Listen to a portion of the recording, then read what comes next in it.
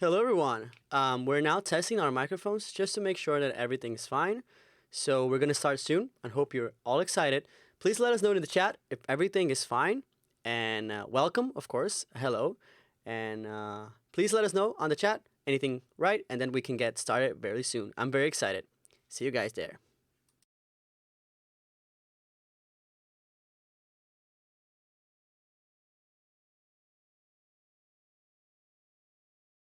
So we're also gonna test the mic of our hosts, of course. Now I'm gonna ask each one of you on with me on the call. Please, could you, introduce yourself? Why don't we do first Code, then Couch, and then Lixian, please? Hey everyone, hey, I'm Hugo, Code Monkey.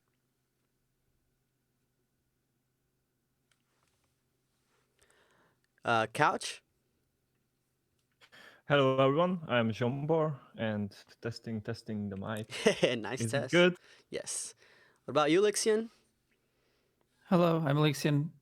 Test. Good. Now let us know in the chat if everything's fine.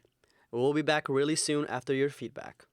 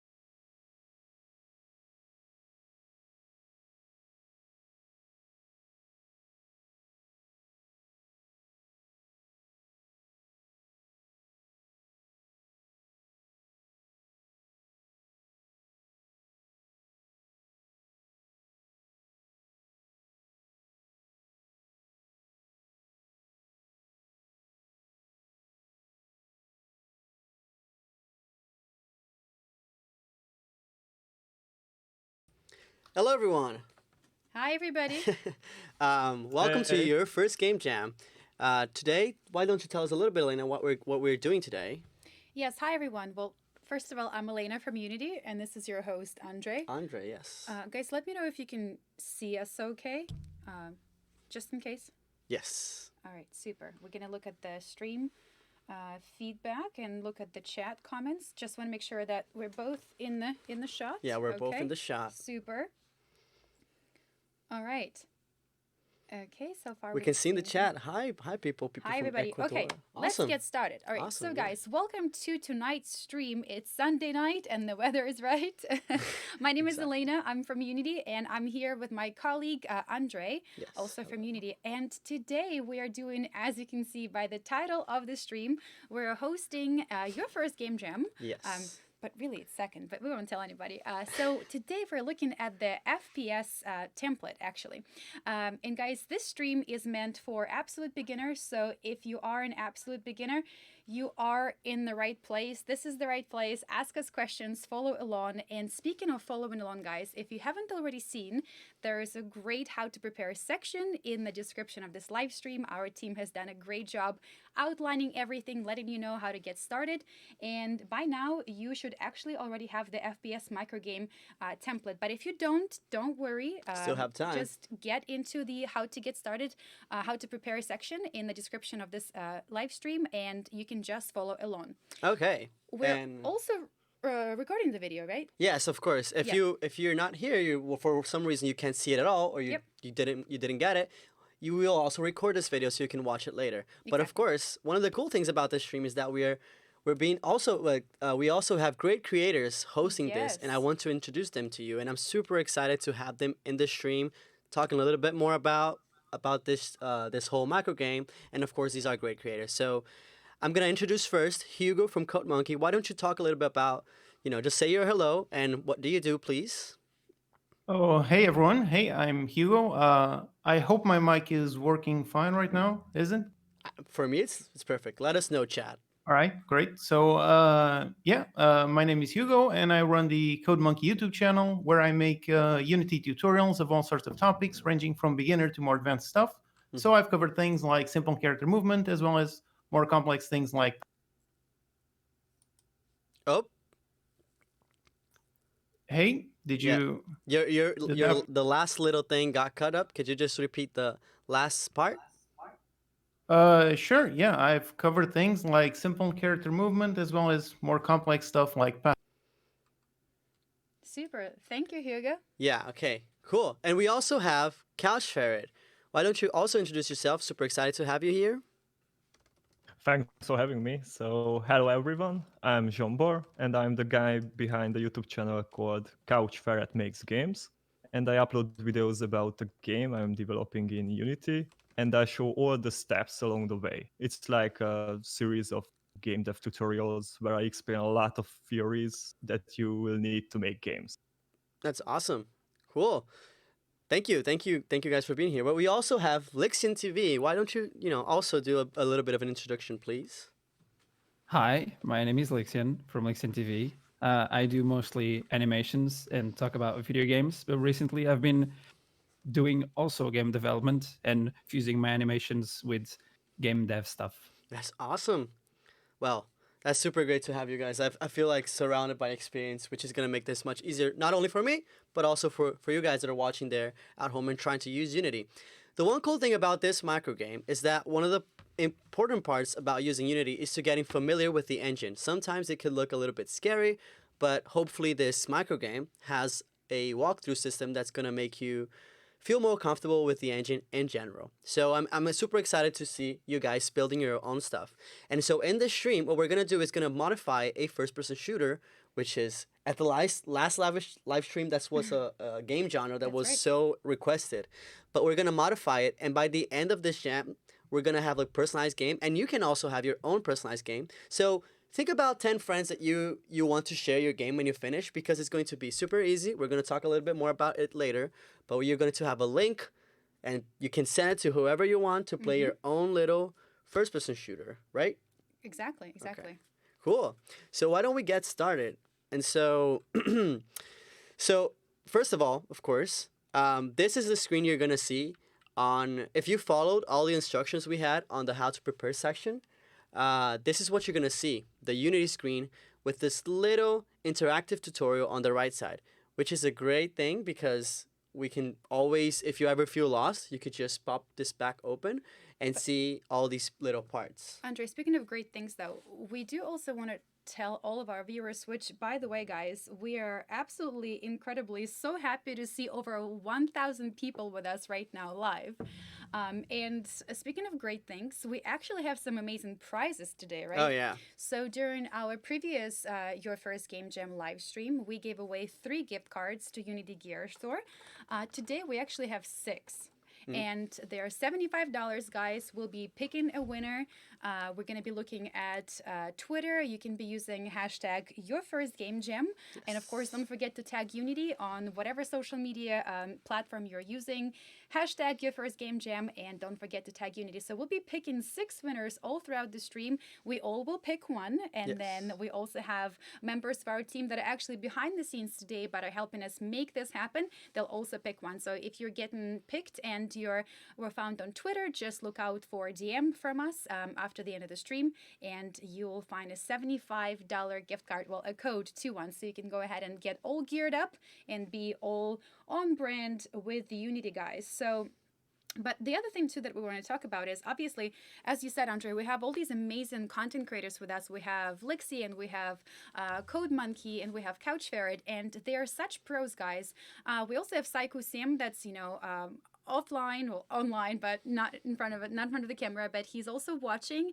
And if you guys have any questions, this is a great place to ask questions. There is no such thing as a bad question. There's going to be a live Q&A. And of course, if you have anything that came up, if you lost a little bit or something doesn't make sense, use that chat and we will get back to you and we'll try to set you on the right path so you can continue to follow along. So don't be Yes. shy. It's totally fine to have questions.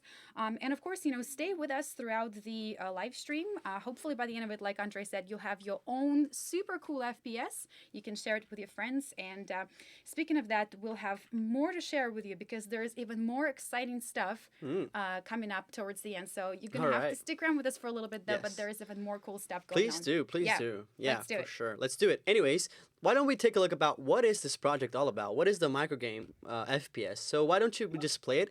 And of course, this is if you're super new to the engine, this is one of the most important parts: how to play test your game. And actually, this is the first tutorial that's going to show up in our walkthrough window, on the tutorials window. You can literally just click here on playtest to see how do we get started with that sort of like testing on this specific game. So you can see that all the tutorials here are made in such a way that they overlay the screen so that you can basically just follow along and have an easy way to just, get instructions to get familiarized with the engine.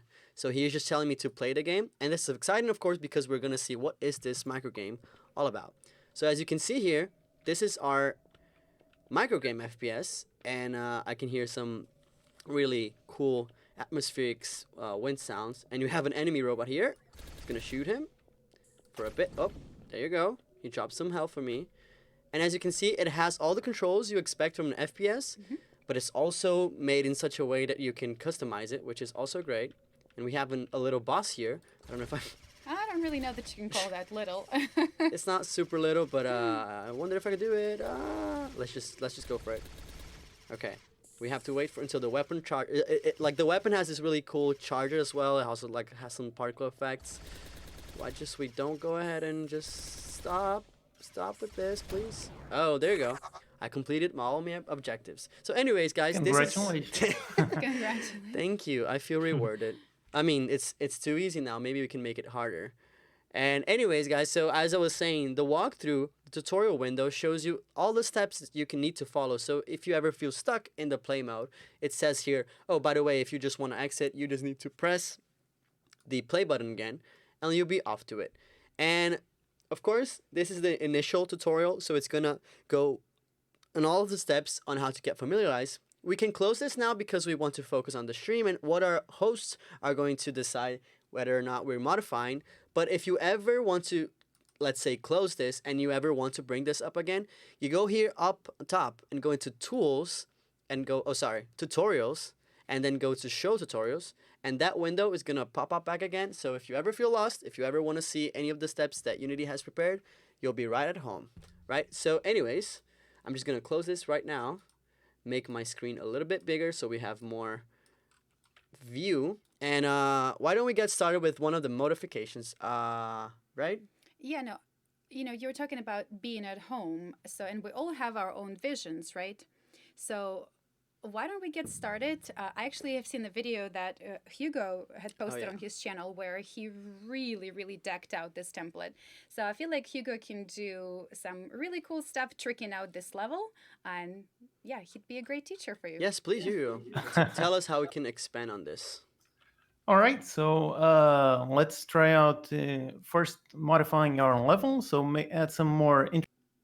So for that, the first thing we're going to need is to use the ProGrids. This is an excellent tool so we can easily snap objects into their perfect position. Okay. So in order to access ProGrids, we just go up there on the file bar into Tools. Yes. And then you have the ProGrids, and you open up the ProGrids window. So just like that, shows up that window that's already there on the left side. And now in there, you see a whole bunch of options. This is an excellent tool to really help you move things. So the first one is how much they move. So it's the grid size, which in this case, all of the assets have been built in order for it to work with 1. So yep, just leave it at 1. Okay, perfect. And then you have a whole bunch of other buttons. Like the second one is to enable or disable the grid. You can see on the background there, if you click on it, oh yeah, there you go. You can see I the can grid give you a shows better and view hides. here. So this basically shows it or not. Okay. Yep, so you can visually very easily see things. So, and the third button is the most important one that either enables or disables snapping. So make sure that one is on before. This one So here. now, Oh, yep, this one here. the Okay. third one on or off. Yes. Yep. Cool. All right, so now we can already add some more. There's already a bunch of rooms pre-prepared on the mod assets folder. So let's go under. Oh, you cut it a little bit there, Code Monkey. But Let's go on the project files. There you okay. can see a bunch of folders on the. Okay, I think maybe code is cutting a little bit, but I know what you mean, and of course I'm gonna introduce this a little bit. So the first thing we did, we activated the poll progress functionality. So what this means is if I grab any object in the scene, and don't worry about the basics of moving, we're gonna talk a little bit more about them when I add a room, but you can see that the movement in Unity now snaps through that to the units we determine here in this window. So in this way we can easily change the scene in such a way that it's not hard at all to add new rooms, add new floors. So that's going to be super easy. And what Hugo was going to say is that we need to go to the project folder, and this little window is where our project root, our project directory is, so we can have access to RAW files. And in this specific microgame project, this project comes with a lot of things that are pre-made, and it's super cool because we can just drag and drop and get things ready. And so, if I'm not mistaken, Hugo was going to tell me to go to. I think he said something about rooms. Yep. Is that correct? Can you hear me? Yes, I can hear you. Yeah, exactly. Yeah, in there you got the prefabs. And then you Yeah, I have clicked on prefabs. Okay. and then you have the Level. level folder, and in there you have the rooms folder. Rooms folder. And yep, and then there you have a whole bunch of rooms already prepared. So for Okay. example, try dragging one, like for example the altar room. Okay, I'm gonna try the altar. So you can see I can. Yep. Yeah, cool. I Just can drag drag it straight this there. and then place it on the scene. Okay. So yeah, that's incredible because All it's right, prepared. so now you Yeah. can try moving it just to make sure that you see what progress is doing and it's snapping it perfectly into. That's actually true. Yeah, it's snapping, and we can make it perfectly aligned just because I want things to be perfectly aligned. But anyways, one cool thing to mention that's gonna make your level designing of the world super fast, I think it's super important, is the way I'm navigating to this view. This is a scene view in which you can build your game. So one quick way to navigate into the scene view is by holding your right button on your mouse. Oh, by the way, if you want to play this FPS in the best way, please use a mouse and keyboard because that's going to make it much easier instead of just a trackpad or anything. Just use a mouse. But anyways, if you right click and hold, Unity changes your navigation method to basically an FPS, which makes a lot of sense with this micro game. So you can look around just like an FPS and walk around just like another FPS. So WASD, you can even shift to go faster, and you can move around the scene, and it's super cool. Anyways, so what Hugo said is like that we should add a room, and we added this altar room. And so what Progress is doing, Progress is basically snapping it's in place. So I don't need to worry about all the specific details, and this should be fine. Why don't we go ahead and test it? And hopefully everything works perfectly because these things are pre-made for you to add your own rooms and extend it to your desire. So first of all, the biggest challenge of my life of eliminating this little robot without getting damaged. Guys, what he's not telling us, he's been practicing all night. Yes, I did. All night. I practiced all night. I don't want to be, weak on the stream. Let's go. So anyways, you can see here that the altar room seems quite fine. And the cool thing is a prefab is an object that's pre-made, which means that it contains all the things you need. It contains all the collisions. It contains all the 3D objects and 3D models. So it looks all good. So is there anything else we should be, adding to this to make it a little bit more like in our likings, Hugo? Sure, you can add a bunch more rooms over there. You can see that we have a lot of them already prepared. Oh, yeah. But more than rooms, you also have a bunch of individual walls and door sizes. Okay. So you can explore all of those assets and play. Awesome. So while you're making this level your own now that Hugo had told everyone and you how to actually trick out this, this level. Why don't you tell us, Hugo, how you got started? Because I'm sure a lot of the people that are watching would love to hear as to, what brought you into making video games, how long it's been, and so on and so forth. Would love to hear about all that. Sure. So yeah, I started game development a long time ago, about over 10 years ago. And I first started primarily making Flash games, which at the time they were really popular and really easy to distribute. So I started with that, making some very simple games, something very quick. And obviously the first ones weren't exactly very good, but that's what it takes. Just start very basic and then keep improving. So yeah, I did that for quite a while, and then about 8 years ago, I finally wanted to make some games for to be played on the desktop, and that's when I went to do my research, and I found that Unity was excellent and could very easily be played on just about any device. So I downloaded it, I started playing around, started making some simple things and more complex, and yep, it has been just like that. Cool. Awesome. That's perfect. Yeah. A little bit more about your story. That's awesome to hear, man. Yeah, and also if you want to check out Hugo's channel, he actually did, like Elena mentioned before, he did a video on this particularly micro game. And if you're interested to see what he did to sort of like tweak it and make it a little bit more crazier, you can check it out. It's a pretty cool video. By the way, so while you guys were talking a little bit about Hugo's story, what I just did was add a new floor. And the floor is also part of the prefabs, which are the pre-made objects that come already included with this project. And on the folder floors, you have plenty of floors options. So what I did is I added this big floor that didn't even need to be that big. But and then I went to the room prefab, and of course I added another room. So I'm just gonna test it out, see if everything's working, see if I haven't like done anything wrong. So let's check that out. And while you're checking this out and hopefully completely nailing it, yes, we're going to go ahead and take a look at how many people are with us today. And actually, really want to thank you guys. Over 1,000 people watching. Wow. Almost 1,048 people, guys. Thank you so much for being here with us today. Completely overwhelmed to see such interest in FPS. So I bet everybody here is watching because you're trying to make your very own FPS. So thank you for being here with us. If you missed the beginning of the stream, you guys, we have amazing prices. We're giving out 6 gift cards to Unity Gear Shop, $75. So go ahead and share with us your progress if you're actually modifying the level, or if you're just watching, you can share a screenshot or even just mention on social media that you're watching this right now using hashtag #YourFirstGameJam. And of course, don't forget to tag Unity. Yes. You can also tag our amazing content creators that are here with us today: Code Monkey, CouchFerret, Lixian, Andre.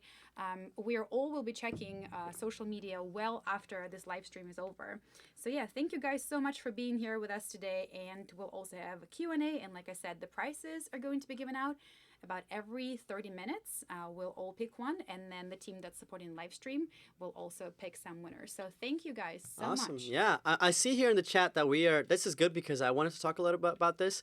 I think Chris was asking on the chat how to change from the move to rotate to scale tools. And this is, of course, very important to use Unity and navigate in Unity. I'm going to talk a little bit about it. So if you ever use the 3D building software, you're probably familiar with these tools, but basically on Unity we have the move tool, the rotate tool, and then we also have the scale tool. And I see you using your shortcuts there. Exactly. I was going to say that right now, because you could either do shortcuts, which for move is W, for rotate is E, and for scale is R, but you could also go on the top left corner here, and you could go to move tool, rotate tool, and scale tool. And this is basically the fundamentals of how you position and move things. And yeah, you could basically move around your object just like I did with my... I don't know if you guys noticed, but while you guys were also talking, I noticed that the floor was misaligned a little bit on the y-axis. So I used the move tool basically to get things perfectly aligned. And hopefully now if I play, everything's perfectly aligned and I don't need to worry about alignment. So, of course, getting rid of... Yeah, now it's not super weird as I did it before. But That's fine. That's great. Perfect. Now, please, Hey, guys. Andre, just Yes. one thing over there. Select over there. There are two more buttons that are pretty important, especially when dealing with ProGrids. It's over there, over next to the tools that you mentioned. That you have a button that says center, and one of them says local. Yes. And the one that says center, you can swap it between the center of the object or the pivot position. So, for example, the room that you have selected. Oh, I see. Yeah. Cool. Yep, there you go. That might be why the thing was a bit offset. Yeah, you're As you right. can see, it has the pivot right exactly perfectly on the edge. Yes, you're completely right now. Hashtag Unity tips, guys. Unity tips. By the way, that's a pretty popular hashtag. Which one of you guys actually does Unity tips on your Twitter profiles? Code Yeah, do Monkey, you guys- CouchFerret, do you guys- Lixian? I know you do it. I do it Yeah. sometimes. What about? I think Hugo does Unity tips. Do you do Unity tips, Hugo? Sometimes there's a lot of interesting stuff there, so I do more watching than posting. Got it. Okay. Yeah. Of course, watching is always great. Just clicking on the hashtag and seeing what people, like the magic things Yeah. that sometimes we don't even. I'm just kidding. We know, but it's always great to see. What about you, Couch? Do you share any Unity tips on your socials? Nah, I'm just lurking. Just looking That's at- perfect. Learning all the epic skills there. All the Anyways, epic tricks. Yeah, that's that's great, guys. Any questions you have, again, just like Chris did, just put it on chat, and we'll do our best to Absolutely. reply. And of course, the people that are moderating, they'll be able to to tell you anything that we, and hopefully, you guys can take the questions out of the way. But anyways, this is not super challenging. So one thing I wanted to do to this level is add a little bit more enemies to make it a little bit more challenging. Of course, I don't want to make it too hard for me. It's Look. I don't think you're the one to decide here. We have our chat. Oh, yeah. Oh, my we God. have our amazing guests here. So start adding more robots, more enemy robots, and I think the chat and our guests should decide how many is enough. how many do you guys robots think? should I have in the first room? Okay, take into consideration, into my peaceful consideration, that this is the first room. Please don't be too harsh. Just like, how many robots in the first room? I say first room, minimum 3. What do you guys think? Minimum 3. I think. I just feel like, you gotta. It's a great warm up. Yeah, sure. Anyways, on the chat, someone was chat asking. says 87. For first 87. room. Come on. You're not gonna survive that. I can't do chat. that. Come on.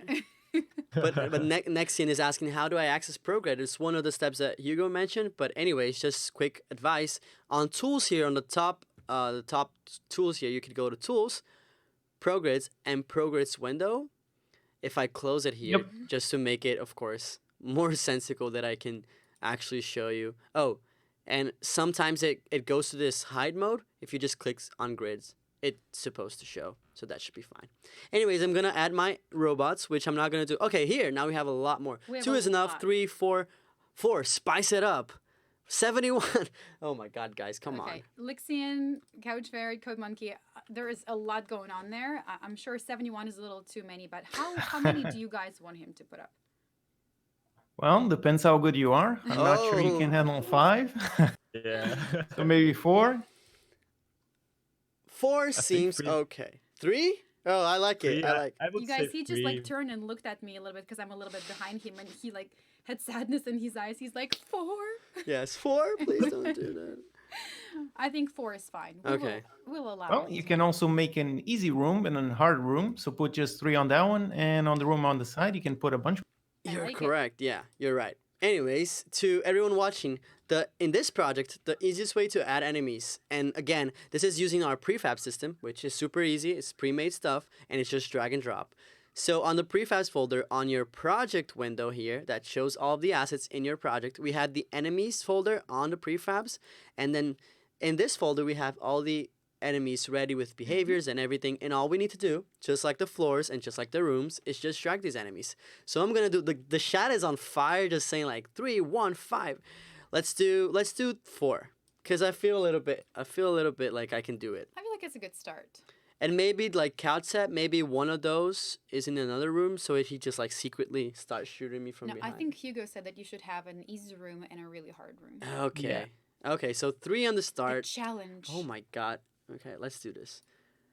Oh my Have guys, you while he's rebaked? doing that, Sorry. it seems like you'll have your like all suggestions and whatnot. Are you FPS players? By do you prefer FPS as a genre? You mean the hosts or the chat? Yeah, our Our hosts. hosts. Yeah. Okay. Do you prefer? Sure, I What's quite your like preferred? it. Yeah, I spent way too much time in my childhood playing Counter-Strike. So Okay. You should be Me fine on this too. stream. Me Oh too. my god, look, two hosts here playing a lot of CS. What about you, Lixian? Not a big CS player, but I do like first person shooters and third person shooters. Not really, Yes. not really favorites here. Okay, awesome. Anyways, oh my god, should I try this thing? I feel like it's too hard. Andre, Yes, go ahead. Andre, Yes, have you rebaked the nav mesh? yes. I have to do Oh, that. You're right. That's actually well, correct. you can try without it and see what happens.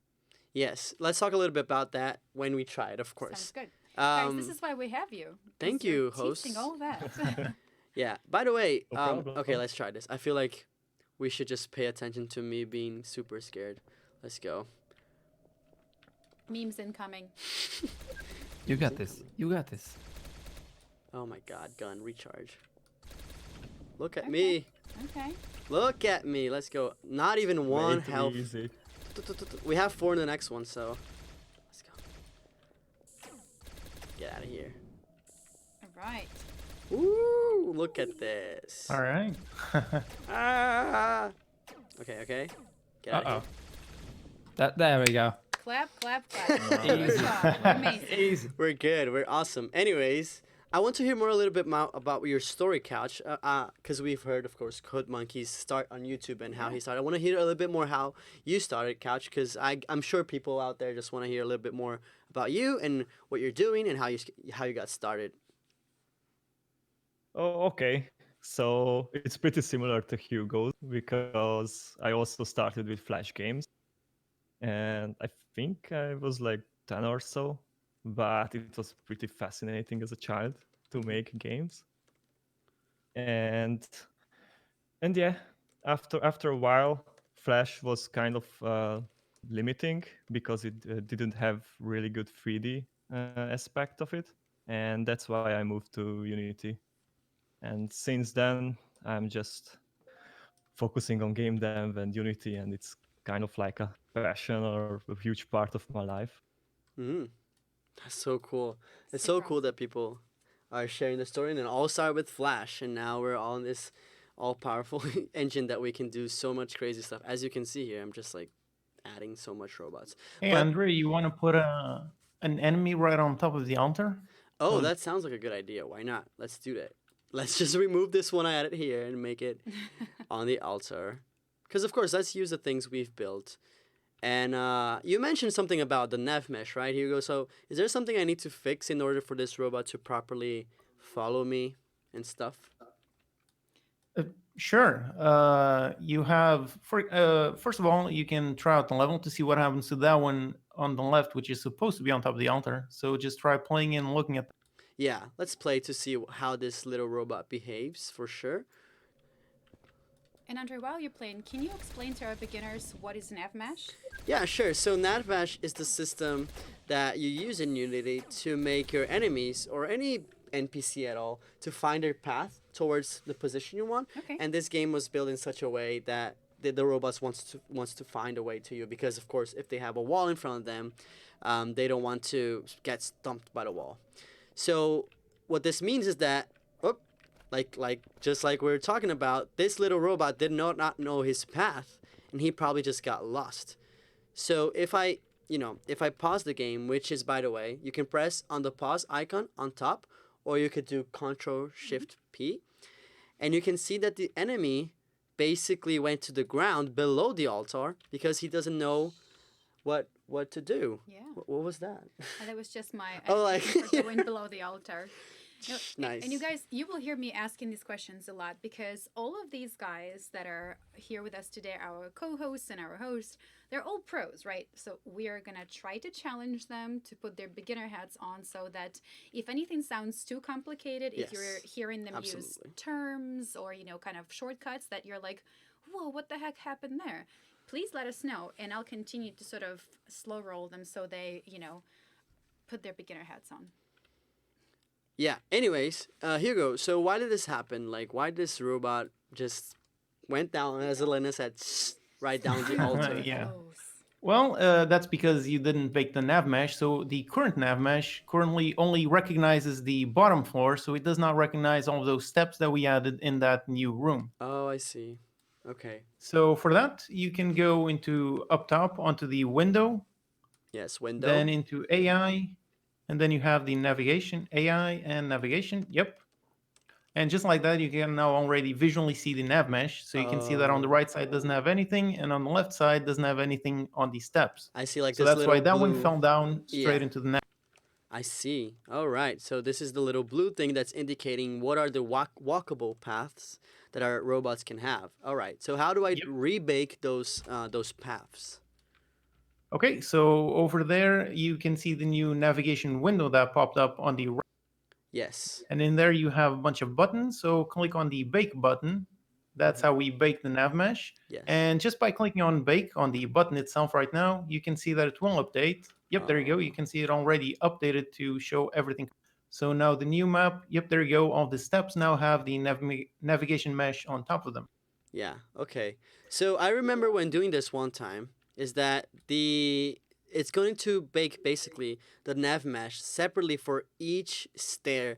So there is a Yep, property, exactly. right, that helps us just make the enemy understand that this thing here he can actually drop from one nav mesh path Yeah, to another over one. there you have the various values that you can play around with, and one of them is the drop height. Okay. So that's how much they can drop between each nav mesh. And if you go ahead and set it to To so set it to 2 units, yep, and now then hit on bake. rebake. Oh, And this there is you so go. cool. There you see the links. Yeah, I love the little indicators that literally show it's so beginner friendly when it comes to actually you have this thing here, but your robot will be able to jump it because it's not too high. You set your drop height on the navigation window to 2, so should be fine. So let's try this out right now and see if everything is working perfectly fine. Volume on Andre and Elena, too quiet, please. Please sort it out. Yeah, sure. We're about to turn it up here, you Let's guys. turn it up. Sure. Let us know in the chat if everything is sounding perfectly now, or if it's Testing. maybe a little bit too loud. But anyways, let's test our little enemies on the altar. Wow, I feel so bad because when they're not looking, I'm like shooting at them and all. Okay. So, our enemy at the altar, now he has the ability to simply just follow us, and the stairs should not be trouble for him. But anyways, I'm having a lot of fun with this, guys. This is a pretty fun game, and honestly, I can see why the appeal, like why a lot of people wanted an FPS edition of this game, of a micro game, on the last stream, because it's just so fun. And when you get the sensation that you are making your own level design or your own weapons or your own customizations, it all seems pretty fine. Cool. All right. All right, guys. Yes. We are more than 30 minutes into the live stream, and you know what that means. Yes, it means prize. It's time for a first winner. Yeah, time Okay, for a so prize. the social media is going absolutely wild. I am keeping an eye on Twitter, and oh my goodness, so many of you are sending screenshots of what you're doing. Some of you are just, showing that you're participating. But I think I'm going to be the first one to go, so Yes, that please. Okay, I see actually a super dedicated new Unity beginner. Who is learning Unity while on a bus ride. And On the bus I ride. Bus cannot jam. even imagine how difficult that must be. So let me just go ahead and find our viewer because my thing just refreshed. Thank you, Twitter. No problem. All right, here we go. It is Edgar's Midnix, who says that he's learning Unity while on a bus ride. Going to be a bit challenging, but he totally got this. Edgar's, thank you so much for participating Yes. and watching this live stream. So go ahead and check your Twitter DM after this stream. We'll let you know, exactly when the code so will be cool. coming through. That's Our so cool. First winner, Like a bus jam. Bus Jam. I love it. Yeah, it's like there's like plenty of game jams happening all around the world in any place. Like there's game jams on airplanes, on trains, and this is the first time I've seen it on a bus. So congratulations, and keep your eyes open on the DM, and you'll get some sweet prizes. Yeah, exactly. Yeah. Sweet swag. Some sweet swag. Cool. Okay, so what else can we do this in this little game? Why don't you go ahead and tell me, challenge me a little bit, CouchFerret. Just give me something that, I feel like this might not super, but it's a kind of easy. But before you move on, though, Oh. what do we usually do after we modify anything? We save. We save it, guys. You're right. Look at me. I'm like forgetting about the most Hey, we've important all things. been there. I I've know. done a hack week before and weekend game jam, and you go into play mode, you're like, this is looking good, but let me tweak this. Yes. All right. So in order to save this, we can either just do the command, which is common in a lot of softwares, which is Control S or Command S if you're in a Mac. But you can also go to File on the top left corner and press Save. So it should be fine. So all your changes are saved, so you don't need to worry about Exactly. all the robots you added to be a menace against you. They won't be lost, and everything will be fine. And just to mention, you all have done changes. If you've been following this or making your own changes, you all been doing changes in Unity. And remember that you can participate in our challenge. So we have a challenge, and if you want to know a little bit more about that, I'm going to tell you like really soon. But of course, I want to hear before what CouchFerret has to challenge me. But I'm going to talk you a little bit more about our challenge and how your game can get even more prizes and even more Exactly. prestige. Anyways, on the Unity page, you'll get to know more details. So keep on watching the stream because I'm going to tell you a little bit about that really soon. But anyways, CouchFerret, why don't you give me a little bit of something in this project to make it our own. Okay. I mean, the game itself is pretty challenging now. So Okay. I think because I know that you have like a pretty good FPS skill, but not all of us will have that skill. Okay. So I think we should make a helping robot that actually like heals us Oh, a instead of helping robot. damaging.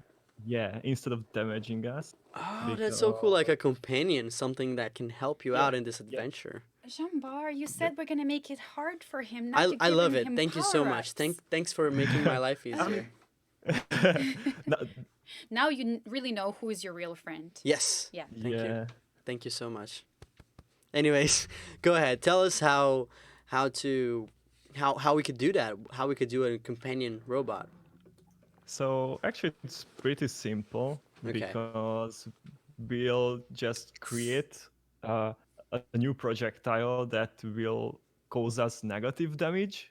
So I understand. Okay. Yes. that's actually healing. Yes. And we can start at. I mean, let's go to the projectile folder. So if you go to the FPS directory, and This under one. that there should be like a prefabs Okay. and the projectiles directory, and in that we'll see all the projectiles we have in the game. Okay. So that's okay. all we have. Cool. So these are all the options that we have for either enemy shooting or ourselves shooting. This is pretty cool. Yeah. All right. Cool. Yep. And it's easier to just duplicate an existing one and modify it a bit instead Alright. of just instead of creating it from scratch. I So see. I think you should duplicate the projectile hoverbot one. Oh, because I see this one. That's Okay. the one the robots uses, I guess. Yeah, I can actually change the view here on the projects window for me to just see the complete name. And you're mentioning the hoverbot projectile, right? Yeah. And so, okay, I'm gonna duplicate it, and I can duplicate it by either right-clicking and then pressing. Can I do this with right-click, or maybe I should just do the Control D, which is the easiest way, at least for me. It's just to do Control D, and it just creates a copy of it, right? Yep. Okay. And now what do I do? I mean, let's rename it first. So Oh, you're right. We will know later that which one we should assign to the robots. Yes. Okay. So- Yeah. To rename it, I just click it once, and it goes to the rename mode. I'm just gonna call this projectile Healbot. Perfect. Right. All That's right. perfect. Okay. Now let's modify its damage. So if you select the prefab, okay, that's already I'm gonna select selected. it again just to make it clear that we're selecting, and it changes the inspector view, and we can see all of the components that are available for the player to change. And in this specific inspector, we're looking at the parameters or the settings for this projectile, and we also have the scripts that are attached to it. So, yes, and then I think you're mentioning this script. Yeah, the projectile standard one. Yeah, that's the script we need Okay. for this, because under that there should be like a damage parameter. Yes, I can see it. Yes. And if you change it to -1, I think that will be enough for the projectile itself. So let's just, -1. I don't know, like now a negative number, not just -1. I think that's Oh, okay, way like too less. Let's say negative. -8 or Yeah, something. -8 seems good. Seems like it's Yeah. gonna help me a lot, because if the enemies shoot me and they hit me and they damage me 10 points, Mhm. if the companion robot heals me 8, should be a good companion. I just feel like it's Too much. too much. Oh my god, you guys don't take it easy with me. Hey, Come on. you are here with a whole bunch of, first person and third person players, so That's too much just pressure. saying, just That's saying. too much pressure. Okay, I'm gonna do -5. -5 is good. Okay. Anyways, Cool. okay, so we have our new projectile. Where do I go next from here? Okay, so now we should decide which robot should we have as a companion. Or Okay. either you could drag and drop a new one, or just select an existing one. Yeah, let's It drag a new doesn't- one. And let's just to recap the step we did before. Mhm. So we just go to prefab, and then we go to enemies. And of course, we can also change the view on this little slider here, so we can see the preview. And of course, this is the robot we want, the little hover dude. Okay, so he's selected on our hierarchy, and its settings, it's showing up in the inspector window. So how do I change the projectile? Well, this time we won't change the robot itself. Okay. We will change its weapon. So that will be under its game object. You have to Oh. go to the hierarchy window. Yeah. I see. So in the hierarchy window on the left side, and like see all the drop down items that Yep. it has. Okay. Yeah, that's it. And I think you should open up a few, because you should look for a weapon eye lasers. Oh, I see it object. on here. Weapon root. As a child of weapon root, we have weapon eye lasers. All right. Yes, select that. Yeah. I select. And now we can see in the inspector window its parameters, and there should be a projectile prefab parameter. Oh, okay. This that- little parameter yeah. here. Awesome. Yeah. And we have to change it to our healing projectile, and that will change the weapon itself. All right. So I'm going to go back to that folder of the projectiles. And as you've noticed, when I do that, sometimes it deselects the robot or the thing we were selecting on the game objects. So don't worry, we just need to click it again. And we can see the window that we had. And the easiest way to just change this projectile is just to drag the new thing we did, which should be this one, projectile heal. And just drag it into the little parameter the CouchFerret just told me to do. And boom. Should that And that's work? it. All right. Yeah. Cool. So instead of making me damage, he should probably just be healing me. So But before you play test it, though, I Yes. feel like it'll be really hard to tell which one of those is healing you and which one of them is actually hurting you. So yes. should we do something about making this one stand out so you know not to shoot your own friend? Yeah, probably. Because the color is red. Maybe we could change up the color for Sounds sure. good. So, like, the good thing is that we know that he's not damaging us because we Yeah. could see in the little life bar. But why not? We just go in on this. One little cool thing on any prefab you have on Unity is that you can double click any prefab that you have, and you're gonna to enter into a mode which it isolates that object, and you can tweak it without worrying about the scene, without worrying about anything that's going on. So you can see here that this object has a bunch of properties to it, and one of the properties is just a mesh. So basically means the object, the 3D object that's being rendered. So it's using this laser red material. And of course, throughout the jam, we can talk a little bit more about materials if you guys have any questions. And so Look at Sam trying to make it the game hard to me. Come on, I see Saiku. it. I see it. Anyways, so yeah, so I'm gonna change this material, and I'm going to do this really quick. But if you have any questions about material, we'll pop up back again, and we'll go up around it. I'm just gonna go into the art folder, and again, this project has a lot of materials that are done for us. So maybe on VFX, yeah, VFX has a lot of pre-made materials. So I'm just gonna drag the laser green material into this object, and it should already be changed the projectile that we created, that Zombar helped us put on together. And just to make sure, I'm gonna go to FPS prefabs, and where's projectiles, and then we have the one we created is green. So Super. yeah, cool. So if we just play around with this, and if we see the enemy, of course the particle system is still red, but at least his projectile is green, and it's not taking damage from us. So he should be a great companion. So I'm just gonna lose a little bit of health here in the middle of the battlefield. Maybe too much. No, that's too much. That's too much. No! Wait, companion, you're not helping me at all. boy. You wanted the challenge, man. Yes, look, the companion is helping me. Come on, no! Jesus. Don't shoot the companion. No. I can't remember who's the companion. Okay, good. Companion is healing me. Look at that. He's Beautiful. healing me. He looks so dangerous, but he's actually cute. Don't you know a lot of people that actually are like that? Like they look like they're not cute, but they're Totally. actually cute. So I'm looking at the chat, and you guys have some really great ideas. I've seen some recommendations on actually throwing healers in different rooms. So, you know, the rooms with more difficulty can also provide a little bit of that backup for you. But, you know, I'll let you make that decision. We'll let you decide how heavy you want this to be, how difficult you want this to be. While you're messing with the editor, though, Jambar, so we heard a little bit about how you got started. You said that you got started with Flash, and you know you later found Unity. Will you tell our viewers about your channel? So the channel's name is CouchFerret, and if you guys aren't already following him, please go ahead and drop us up. He makes really fantastic content, super talented creator. But will you kind of tell us as to how you started making the tutorials for our viewers? Sure. So I always wanted to share my game dev experience somehow. And so last summer, I thought that, okay, YouTube should be the perfect place for that because Yes. it could be very creative. So I just looked around and I saw a lot of awesome content creators already on the platform, like Saiku-san.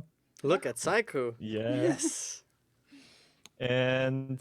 And I saw a lot of tutorials on certain topics, and I also saw a lot of videos on devlog, like videos that documenting the whole development process. So Yep. I thought I should like mix those two together, and that's it. how I ended up with like a step-by-step whole process series. Mm-hmm. And yeah, it's, I have to say, I'm having so much fun with the channel. That's great. And yeah, That's awesome. That's pretty cool. Great to hear your story.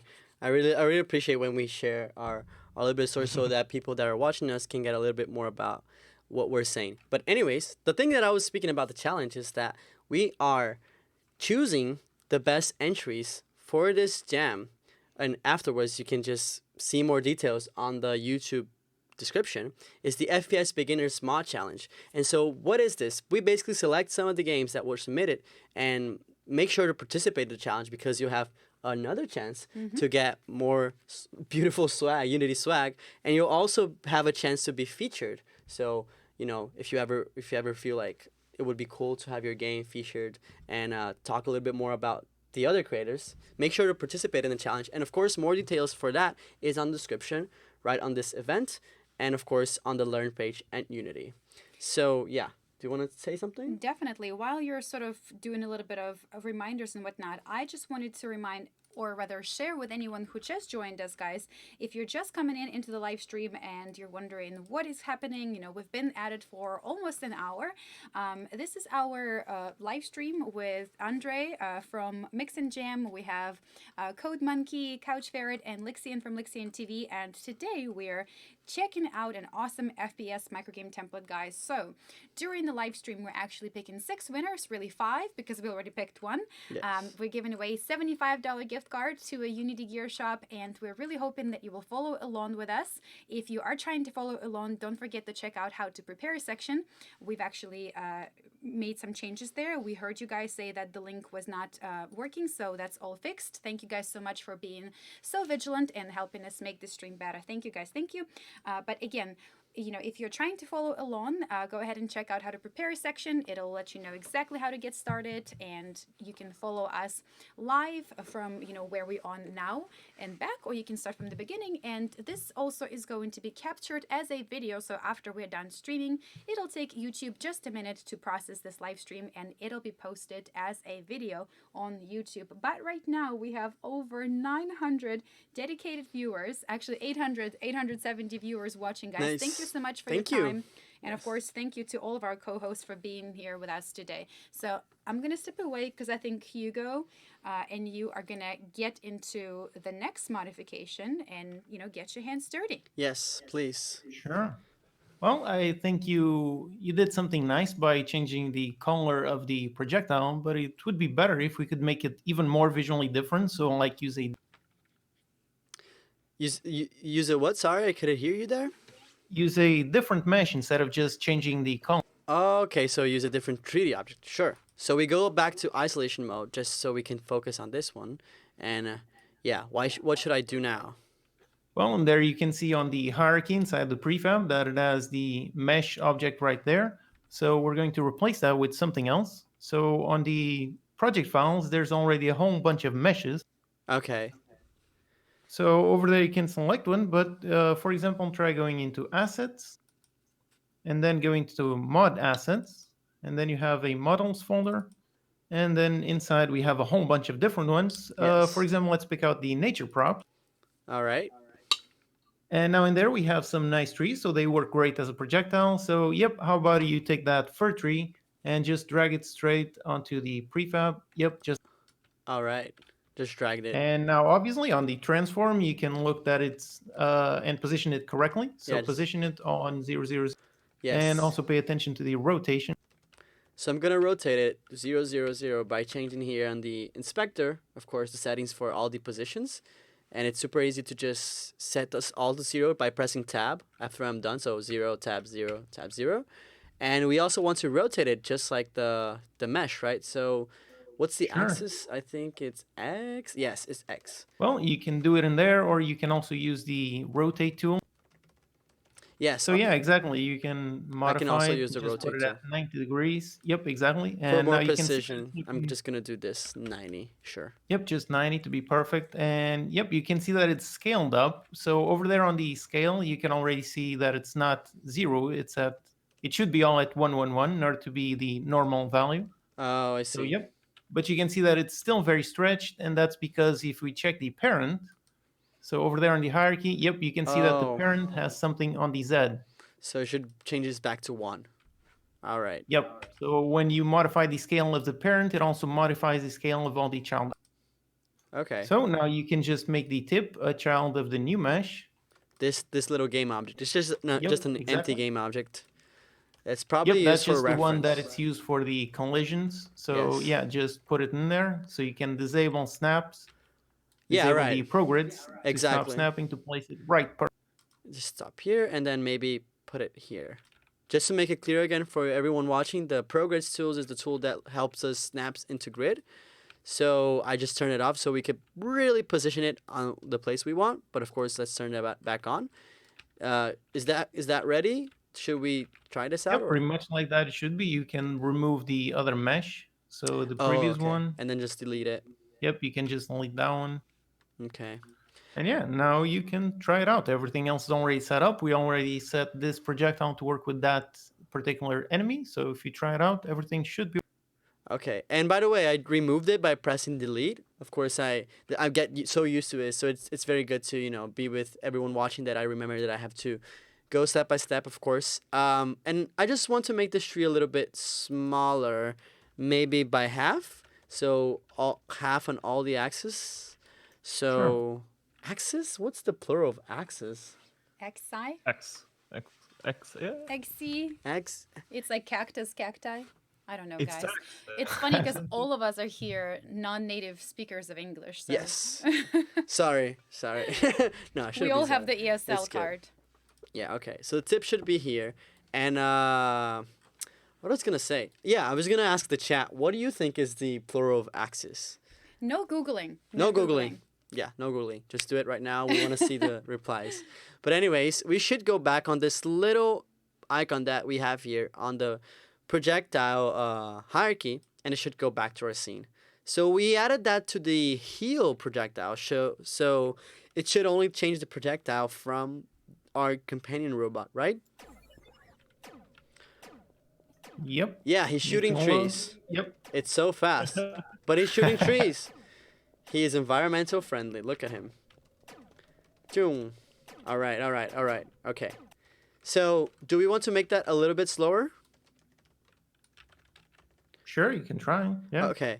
So, I think if we just go to FPS and then go to our prefab, which Zombor helped us set up, and we just click it, should be easy enough to find. Yeah, just found it here on the inspector. The movement parameters, and right now the speed is set to 100, so it's super fast. So maybe I should do it like 30, so we can we can at least see the tree Yeah. that we spent so much time making. 100 is like supersonic fast. Yes, 100 is supersonic fast for sure. But let's see if we can actually see the tree. Yeah, at least now we can see the tree. Ooh, we can even dodge it. Look at it. You shouldn't really be dodging heels. I but know, yeah. you're right. I'm super wrong in this case, but cool. Now I don't need to worry about any challenge because I have a companion. So let's just go into the challenges and try to... Oh my god. I just said that I shouldn't worry about challenges. Oh my god, get out of here. You asked for it. Alright. We should be good. Should be good. Look, it's okay to die on the stream. It's not okay. I have high standards. No. Look at it. We're It's not good. okay, and you will not. I will not. Thank you, Lixin. By the way, Lixin, why don't you... Of course, we introduced one of our game creators, and I also want to introduce you better. Yeah. Tell us a little bit more about your story and how you got started with YouTube, because you're more into animation, but now you're also in game development, so, it's super interesting for people to know. It was. I'm not gonna say it was accidental Okay. because it wasn't, but I don't know. I always wanted to almost tell stories, but I really like game design as well, and making stories in games in animation sometimes a bit complicated, and I really like games as well. So I thought, why not try game development? But I never did because I thought it was very, very difficult. Just the thought of coding to me just completely made me look away from making games. But then I actually gave it a try, and it was surprisingly not that difficult. Yes? And now my channel is also changing a little bit from animation, using animation to talk about games, and now using animation talking about how I make games. Look at that. That's so cool. And how do you find that experimentation? Are you enjoying talking a little bit more about game development and just all these? Do you think that people are interested on that? I think so. Hopefully. I hope so. No, but I'm sure they As are. they say on YouTube, the views don't lie. The views, yeah. I mean, Lixin is doing a great job for sure. I don't have a lot of game dev type videos, but the few that I have, one of them in particular is doing very well. So See? Look at him. no, That's right. I think so. That's so great. All right. That's very cool. Thanks for sharing your story, man. That's pretty cool. And of course, thanks for being here. This is so fun. So far, so good. So far, so good. And while we have Lixian, actually, guys, I'm, just keeping an eye on the clock. It's another hour in. So that means we have another winner. Well, to the pick. winner. Yes. Lixian, have you been looking around? Do you need a few minutes? I know there's a lot going on, so there are a lot of people participating. Yes. I found one, but I lost it. But I know. I was looking at it, found and the Twitter kept Yeah, because refreshing. Twitter is just. We need to slow roll Twitter too. We need guys. to slow roll. No, it's fine. Keep them coming. Let's go. Someone in the chat just said Brazil. Hey Brazil. Hey, hello to everyone from Brazil. Oi to the ball. Oh, it's so sweet. She knows how to speak. It's so sweet. I love it. Anyways, yeah. Lixin, do you have a winner? Yes, I have Okay. a winner. Dun, da, da, dun. Do I read the tweet? Yes. Do I read the tweet? Please, I thought it please. was very interesting. I'm a big Dark Souls fan, Oh, and this person made a level called Dark Souls of micro games, and I thought it was really interesting because That there are is three really bosses in one room. So oh. See, like that's a person that really like challenges. I think they're trying to show you That I should you be. need to crank it up, man. Look, up.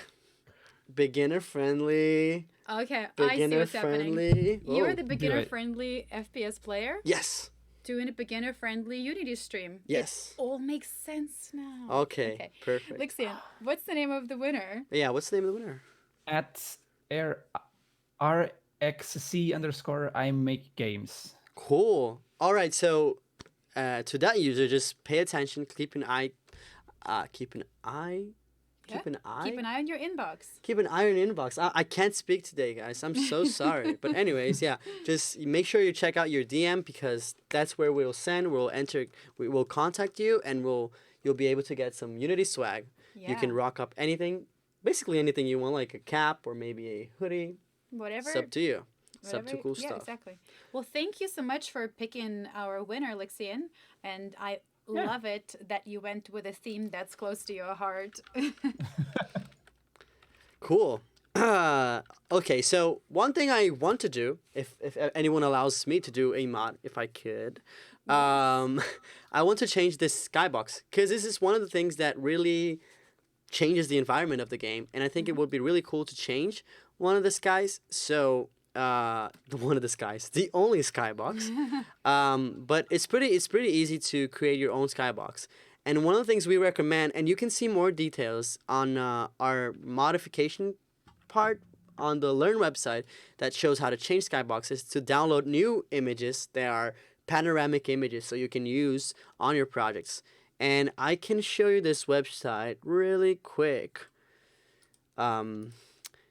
Actually, I'm going to show you the whole Learn because I think this is, of course, super important to show to people once it loads completely. But yeah, I'm just going to drag this to your view. And this is the Learn page. And as you can see here, we have a whole section on how to customize the sky. And we go over to this website to download multiple or whatever skybox you want. And this is a really important step because you can really make your environment your own. And Absolutely. I kind of just downloaded a picture that I wanted. So I'm going to show you guys how to do it. But before we get started... Yes, sorry about that. Anyways, so yes, this is on my downloads. I'm just going to show you how to do this. I think this is really important. But I'm not going to worry too much about hierarchy on the project. I'm just going to pull up this project view and our downloads view on our computer. And I'm just going to drag this image that I downloaded from that website that I showed you all and just put it here. Right, and it's gonna load because this is a pretty big image. I got an 8K image so that the resolution is fine. And the image I got was a snowy picture. And so there's a step and I actually want to show you this on the Learn page because on the Learn page it shows you all the steps and it even has GIFs to let you know how to do this. You do the stuff and just like we did right now, it's dragging it to the assets root. And one thing that we want to do, as it says in the tutorial, is change its texture shape from 2D to cube. And then we can apply. And so with this, you're going to notice after a while, because this image is quite big. And there you go. Code Monkey just shared the link for HDRI Heaven on the chat. So if you want to check that out. And this image is going to take a little bit to process. It's a 4K, 8K image, so it should be processing. But anyway, someone is don't want us to remove the skybox. Don't worry, we are going to just make a little change, and of course, I'm going to show you how to. If you don't like the settings, just maybe go back to it, and should be fine. But anyways, all right, and you can already see that it created what we call like the little sphere of the image because it's supposed to be a panoramic image. Actually, I think our face is there, so let's just... Oh, our move the face is camera there. so people Sure, can let's see. change our camera. Magic. Okay, sorry about that. If we click again on the image, and now we can see the sphere, right? It creates this little sphere as a panoramic image. Mm-hmm. And if we create a new material, we can see that it's quite easy to create a new skybox. So I'm going to do that by right-clicking on the project window and then going to create material. Now we have our new material. Let's call this new skybox, right? And this is just a new material, but we can go into the, don't worry about the details, but if we go to shader and we can change the shader to skybox, and then I think it's cube map.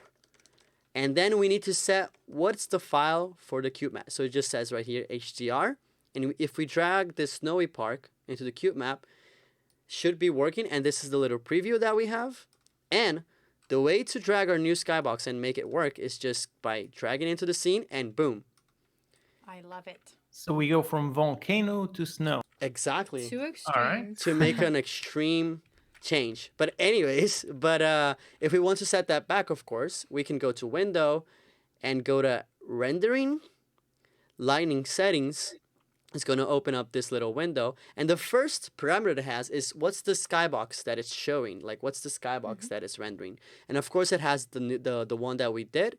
But if we click on the little circle icon, we can look to all the materials and you can see the other skybox previously there. But of course, let's at least challenge ourselves to put this snowy background and try to make the game afterwards, if the chat wants, for us to make a little bit more snowy environment with other key features. Well, and we can try it. I don't know if the chat is really interested on that, but where's our new skybox here? I'm just gonna go to our new skybox. And one cool thing here is that all the lighting in the scene in this specific project is based on how the skybox looked. So if we just click here on generate lightning, it's going to rerun the lightning settings. It's going to get information from that skybox, and it's going to make our scene look a little bit more bluish. And not only the scene itself, even the enemies and robots. As far as I remember, I think as you can see, I'm just gonna, almost got the companion. I got really freaked out. But anyways, you can see that now it looks very snowy. And I can't wait to see on Twitter, using the hashtag #YourFirstGameJam, what people can do with the other types of skybox. Yes. They can even draw their own skybox if they're really into art or something. That would be really cool. But now we have a very snowy environment and a companion robot that shoots trees. Shoots trees. Yeah. Okay, awesome. Let us know in the chat, guys, if you like this one and what other skybox do you recommend that we can download, so just so we can show you guys how to maybe change to other skybox. But I think we should just go ahead and, keep going on to the next steps. So yeah, why don't you go ahead, Elena, and tell us what we can do next. Totally. So, guys, just to kind of roll it back a little bit, if there's anyone who is just joined, guys, it's a little later here. It's so fine. We're not able to speak English very well right now. But if you're just joining us right now, guys, thank you so much for your time. Thank you for being here with us today. You're watching Your First Game Jam with Elena from Unity, Andre from Unity, and we have wonderful guests, Lixian from Lixian TV, Hugo from Code Monkey, and Jean-Bar from CouchFerret, guys. First and foremost, don't forget to go ahead and show their channel some love, subscribe, and you will be surprised how awesome of content they create and how easy you can catch up, because, some of the content that Hugo and Jumper make, is really catering to the next level. So, start here with us today and get inspired, continue on working on this, template after we're finished. And of course, don't forget to share your progress with us if you're actually working on the template and you're making it your own with hashtag #YourFirstGameJam. We still have 4 gift cards to give away because we've given away 2, and they're $75 gift cards to Unity Gear Shop. If you're just joining us and you're thinking, whoa, what do I do to get started? Go ahead and check out the description section of the stream, and we have amazing how to prepare section. It'll tell you step by step how to get started. You can always roll this back after the video is posted on YouTube, because this live stream will be converted into the video and you can always catch up. But guys, right now we have So many people here with us, over 800 people watching. Thank you guys so much for participating. You're absolutely incredible. And if you're struggling, if you have any questions, don't forget to ask us in the chat. We have great people to answer those questions. Hugo, Lixian, and of course Jambar. Psycho Sam is also in the chat. He's modding, answering his questions like it's his full-time job. It yes, is. it actually, yeah, is. if you have any questions, let us know. And yeah, without further ado, let's keep making this more of our own. Sure. I just Yeah. want to show up really quick on I just want to show how cool it is, like how many people are Yeah. popping on this hashtag. It's pretty cool. Like this is even an isometric view. I want to, after this, I just want to go into Twitter and check out what And everyone is there doing. are over 100 posts on Instagram with hashtag your first game Oh, jam, guys. that's When so you saw cool. me look down, it wasn't, because I was shopping on Instagram. I'm checking out your hashtag. Checking out Thank your you hashtag. guys for sharing with us. You're absolutely the best. All right. So maybe you could go to you, CouchFerret, and can you tell me just one way that we can maybe customize this game a little bit more? Yeah, sure. So you mentioned that the first at the beginning of the stream that we'll be sharing the game Oh, with our yeah. friends Of course, and of course. uploading. Yeah. So and if you are playing the game from from outside of the editor, the game will start actually with the main menu. So I think we should personalize that one. That so you can like stamp your name Oh, on it. sounds like a good idea. So your friends will know that it's yours All and right. you made it. So for that, it's actually a different scene that we are in now. So you have to change scenes. Oh, okay. So look for an intro menu scene. Okay, so And- I'm gonna go into the project and maybe look. Okay, I can see here the. Yes. Oh yeah, let's Let's- just change the camera to the right one so it doesn't. But okay, look, just like magic, and we can go to scenes folder. Is that right? Yep. All right, And, and there then should be an intro menu. cool. Oh, okay, intro menu. I can see. And if I try to Double swipe click to change the scene, it's gonna ask me if I want to save my changes, and of course I want to save my changes. If, like me, I forgot to save, and then it's gonna ask me like, hey, you want to save? Please don't mess up. So I'm gonna save, and it's gonna change scenes. And before we move on, I just want to mention that scenes are the way that you can build your scenes on Unity in such a way that you can create separate scenes and you can load other scenes when you're going to another room or go to another level in your game and you want to load a whole different scene. This is how you do it. You create scenes, and anyways, we can even create our own menu scene, which is our intro menu. And I can see here I have a 3D view of what's supposed to be our game menu, right? Yep.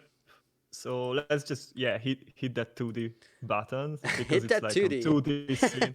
Yeah. Yes. All right. I kind of did it automatically, but of course, it's always important to mention that if you want to, since this is just UI, you want to click on this 2D button here on the top right here below scene for us to see the thing on a 2D view. So we have our game UI right here.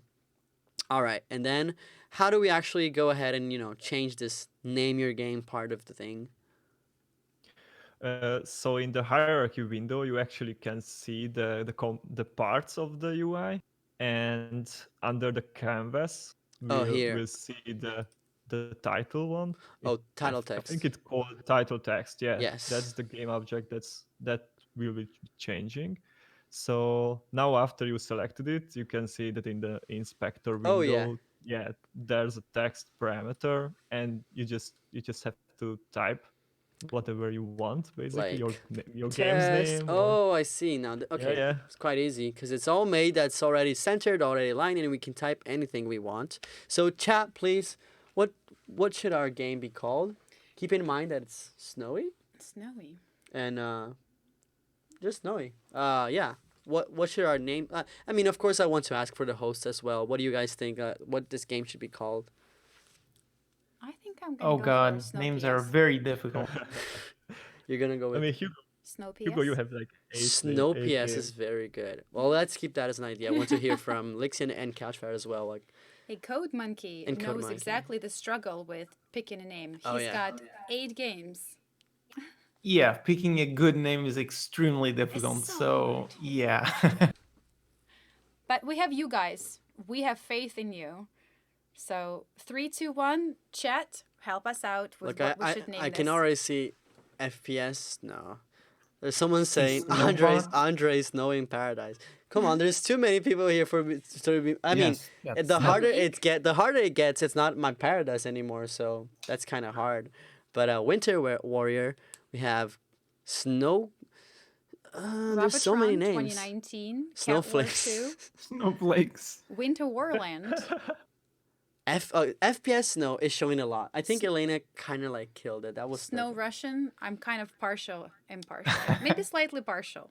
Maybe impartial. maybe 50%, 60 partial.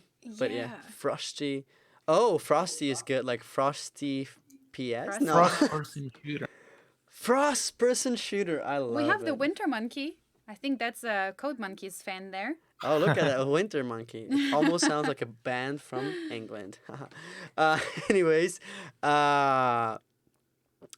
okay. So I'm gonna type in FPS. Basic says my chili shot. Like As in, chili, as in like brrr, chili. my chill shot, my chili. I don't know. I feel I like the joke with the name of FPS. So Okay. even Frosty PS or Frosty FPS PS. no. So between those two, Frosty PS or FPS Snow, what do you guys think? What do you Two choices. yeah, Frosty two PS, votes. FPS. I want to hear Snow. votes from the FPS Snow. I want to hear from our hosts. What do you guys think? All right. think- We're waiting. Waiting for There's the a little bit of a hosts. delay, guys. Come We're on, gonna wait hosts. a second. Come on, hosts. I like Frosty PS. Frosty PS. What about you? I'll go with Yeah, Frosty sounds PS. good. Sure. Okay. Frost. Okay, everyone's just okay. And what about the chat? Chill shot is still trending, guys. Snow in your face. That's our new one. Frost person shooter is very good. Cyberfrost 2077. Actually, that was from. It was Game Plus James. Yes. Oh, hey guys, say hello to James Ho-ho. from Games Plus James, Super another cool guy. amazing creator. Yes, super cool guy. Thanks for watching, man. It's so cool. Maybe we'll do a next one with Games Plus James. Why Yes. not? The more, the better. So yeah, let's just call. I love it. I'm gonna do Frost. Person. Oh wait. Frosty. What? I think I got Frosty it wrong. person shooter. You can do FORS TPS. Do it.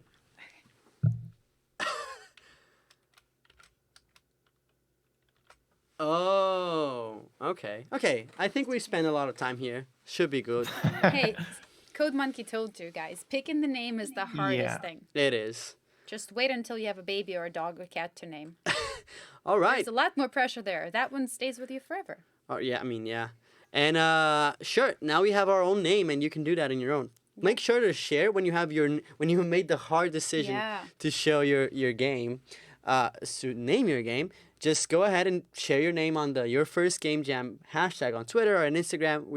We're seeing it all the time, so Exactly. we're excited to see what names you guys have for your other types of game because ours is more snowy, but of course there's other games out there. Okay, I was corrected though. This is not a third person. This is a first person. So let's do Frost TPS. Okay, without the T. Without, yeah, exactly. Because capital it's a T. first person. Thank you guys. Thanks for catching. Cool. All right, Frost PS. PS. Okay, so actually, if I try to play here from the scene, it should be from the main menu of our game, and we could just press play. And there you go. As the title suggests, it really looks really snowy. So yeah, let's try it in killing some enemies while you guys have, more. If you guys have any questions, and why don't you go ahead and tell our new viewers, because of course we spent a lot of time talking. And did I just eliminate my companion bot? I'm so sorry. No. Okay, I'm so guys, sorry. I have to say this right now because I just saw RXC's League Game Lab name suggestion, and I love it. I don't think we've seen it before yet. It's called Frost Person Shooter Snoder. First person Snoder. Or first person First shooter? person snore. Okay. First person Snoder. That's kind of great.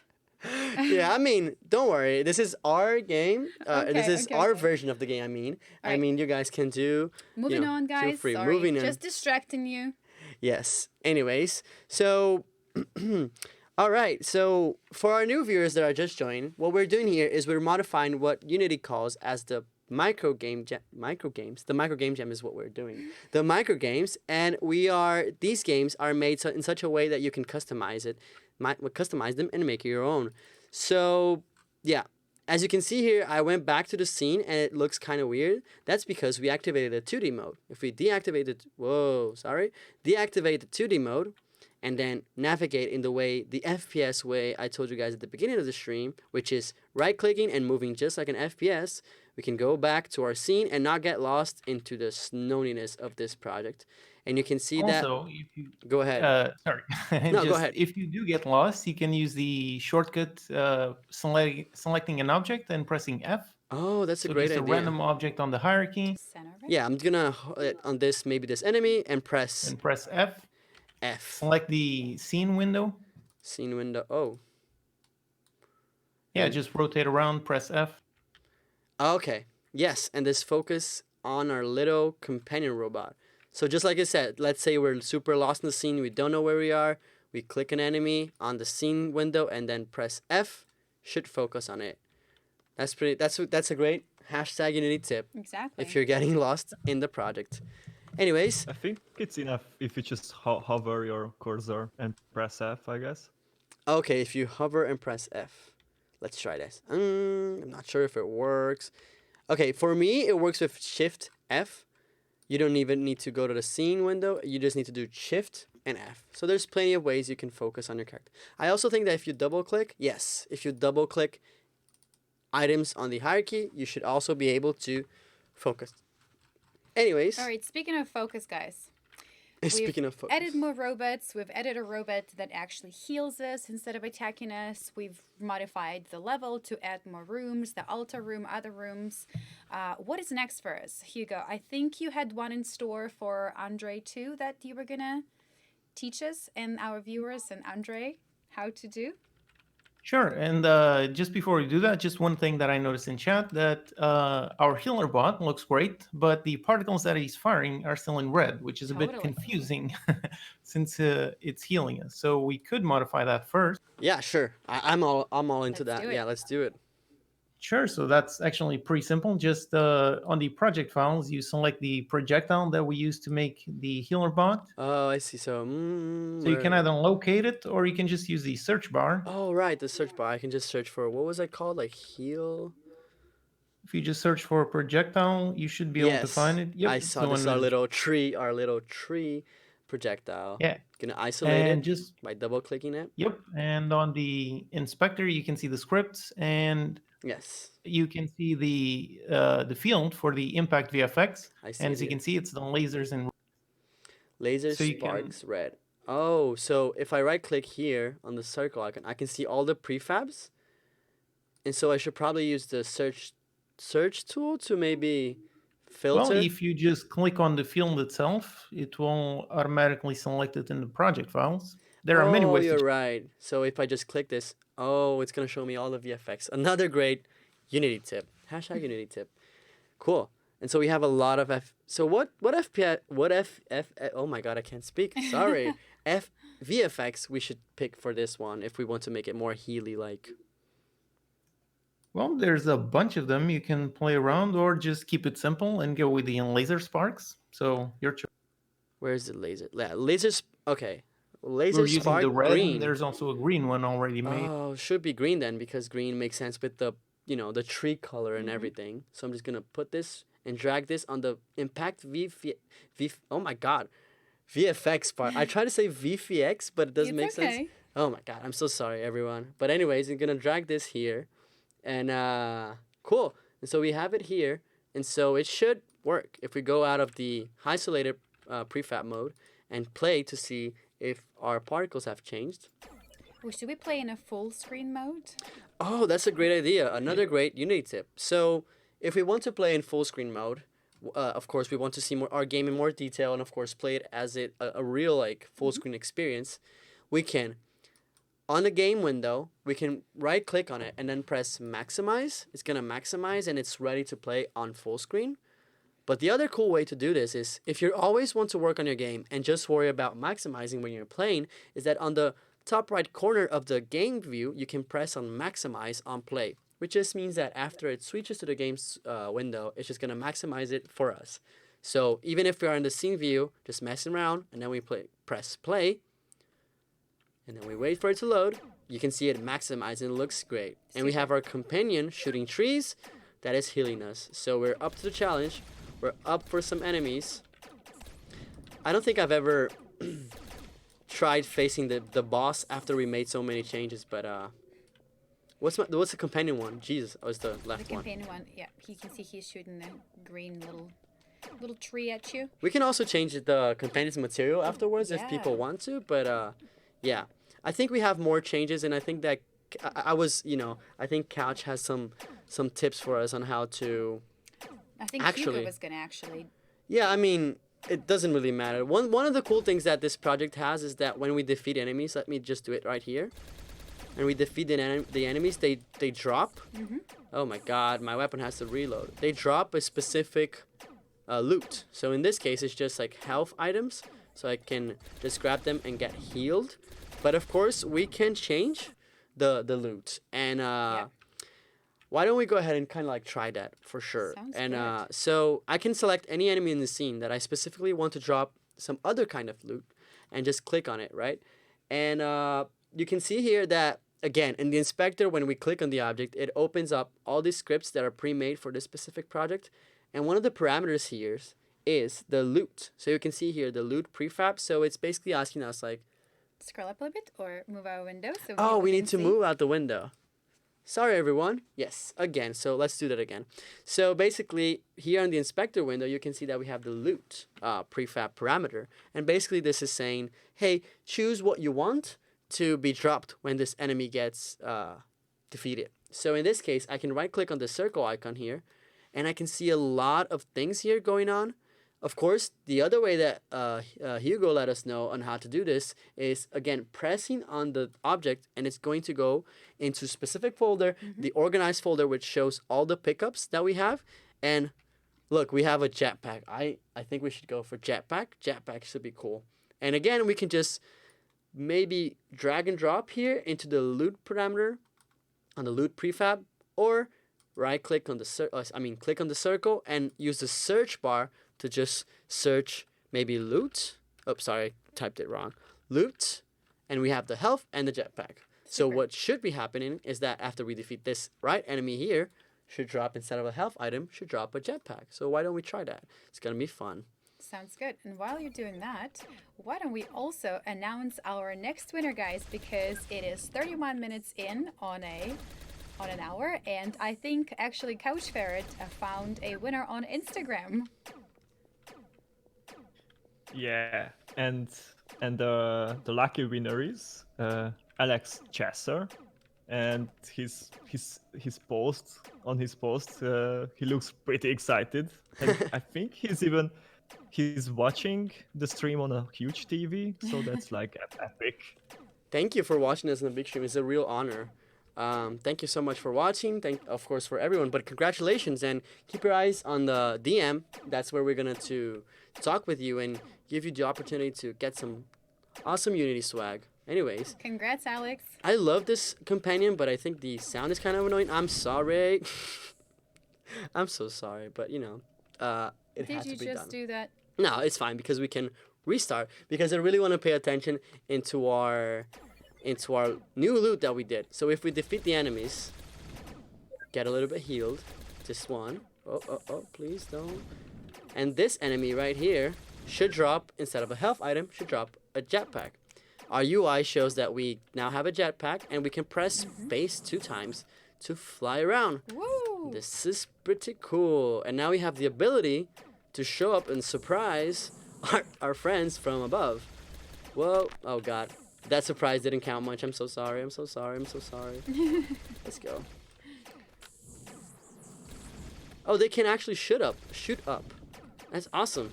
It gives me advantage. Let's go. Speaking of advantages, we were talking about rocket launcher earlier. Oh. So it feels like you're getting some advantages. You have a robot that heals you. You have a jetpack that lets you sneak up on your enemies.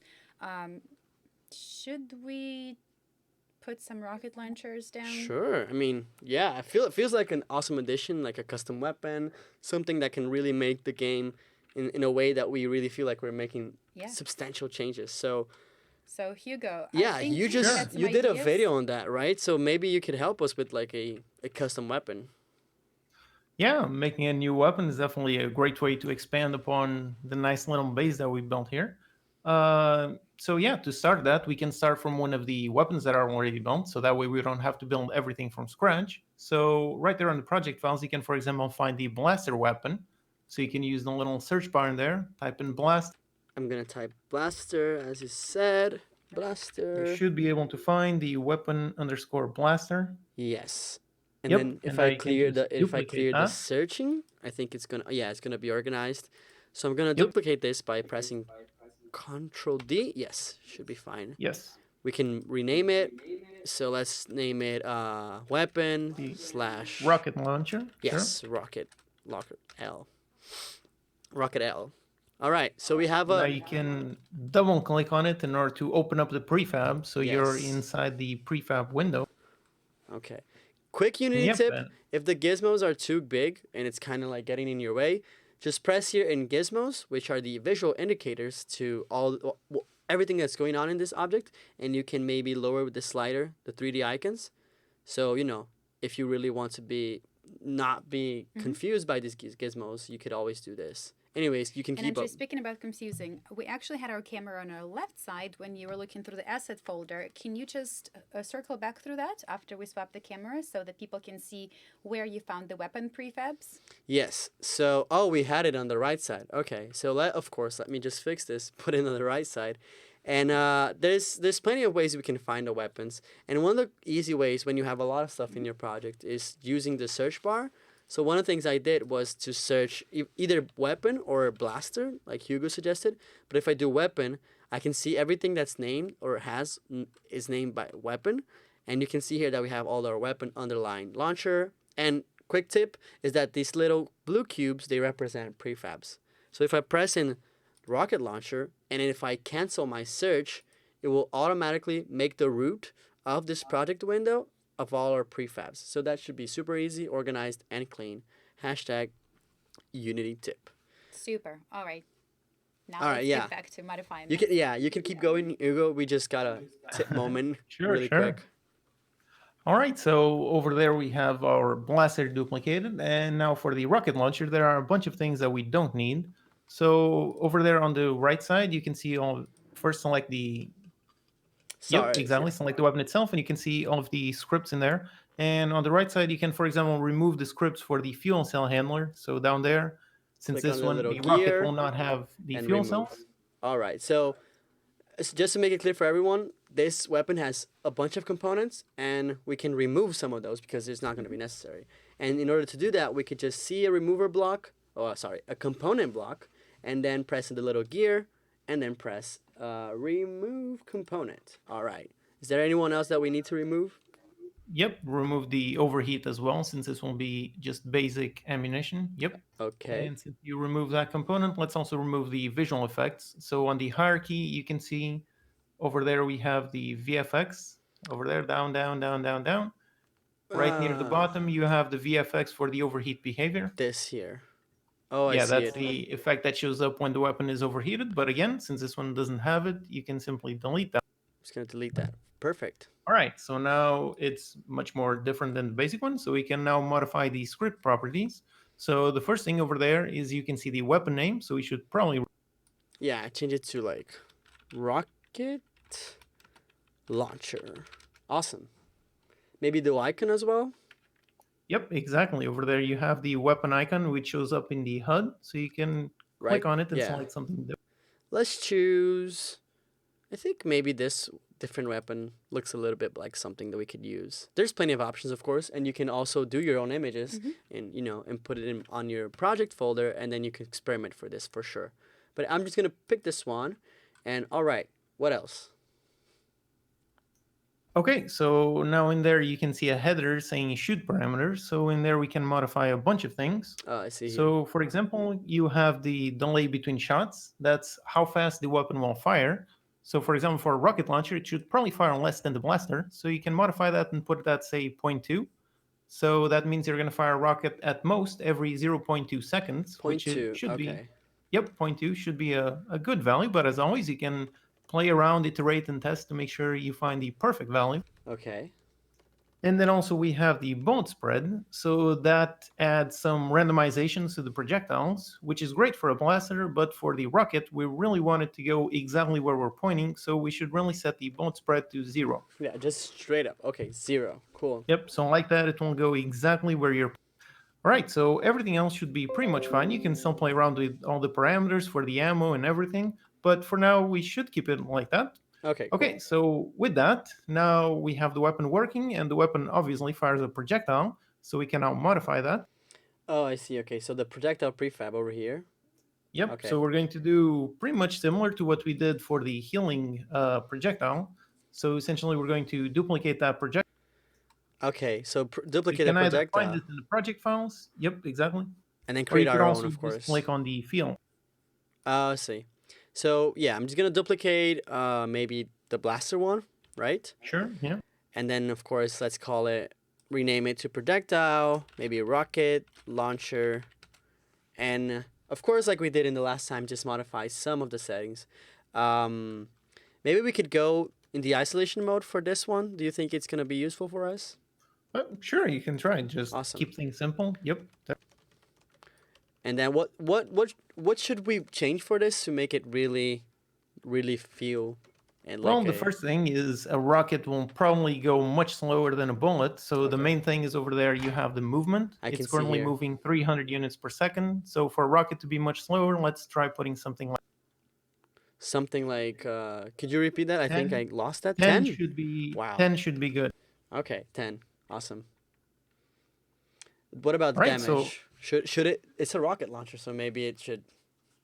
Yeah, It's for really damage, we can do something interesting, which is instead of having it just damage a certain point, we can add a nice damage area.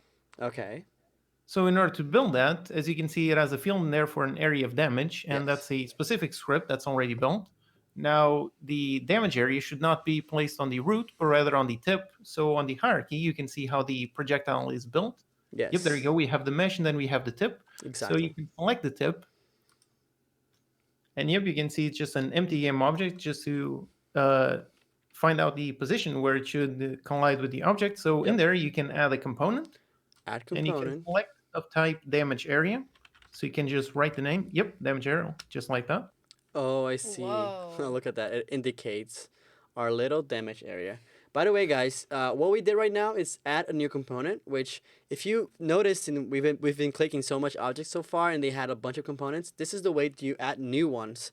Of course, we can remove, but also we can add our own and add the ones that are already there. So as Hugo just said, we're adding a script that was already pre-made. That's the damage area that basically is going to, yeah. Why don't you explain us a little bit what this Well, for the specific area effect distance, yep, as you can see, there's a nice visual so you can see it, and that's how far it should cause damage. So I 5 see. is probably good, but again, you can always iterate and play around with the values. Yep. And then you also have the field for the damage ratio over distance, and that's also important to set.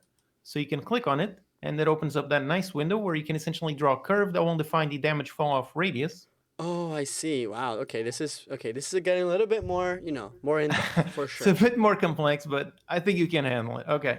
Yeah, but exactly. And there cool. you have the various lines that are already done. So, for example, I'm assuming let's here. do the opposite of that. Yes, that's what I was gonna assume. Like, I'm assuming that this is the radius of the object. Yep, So exactly. the most closer to the effector, of course, we want it to be more damage. So I'm just gonna do like Hugo said, do the opposite, Yep. and it's quite easy to.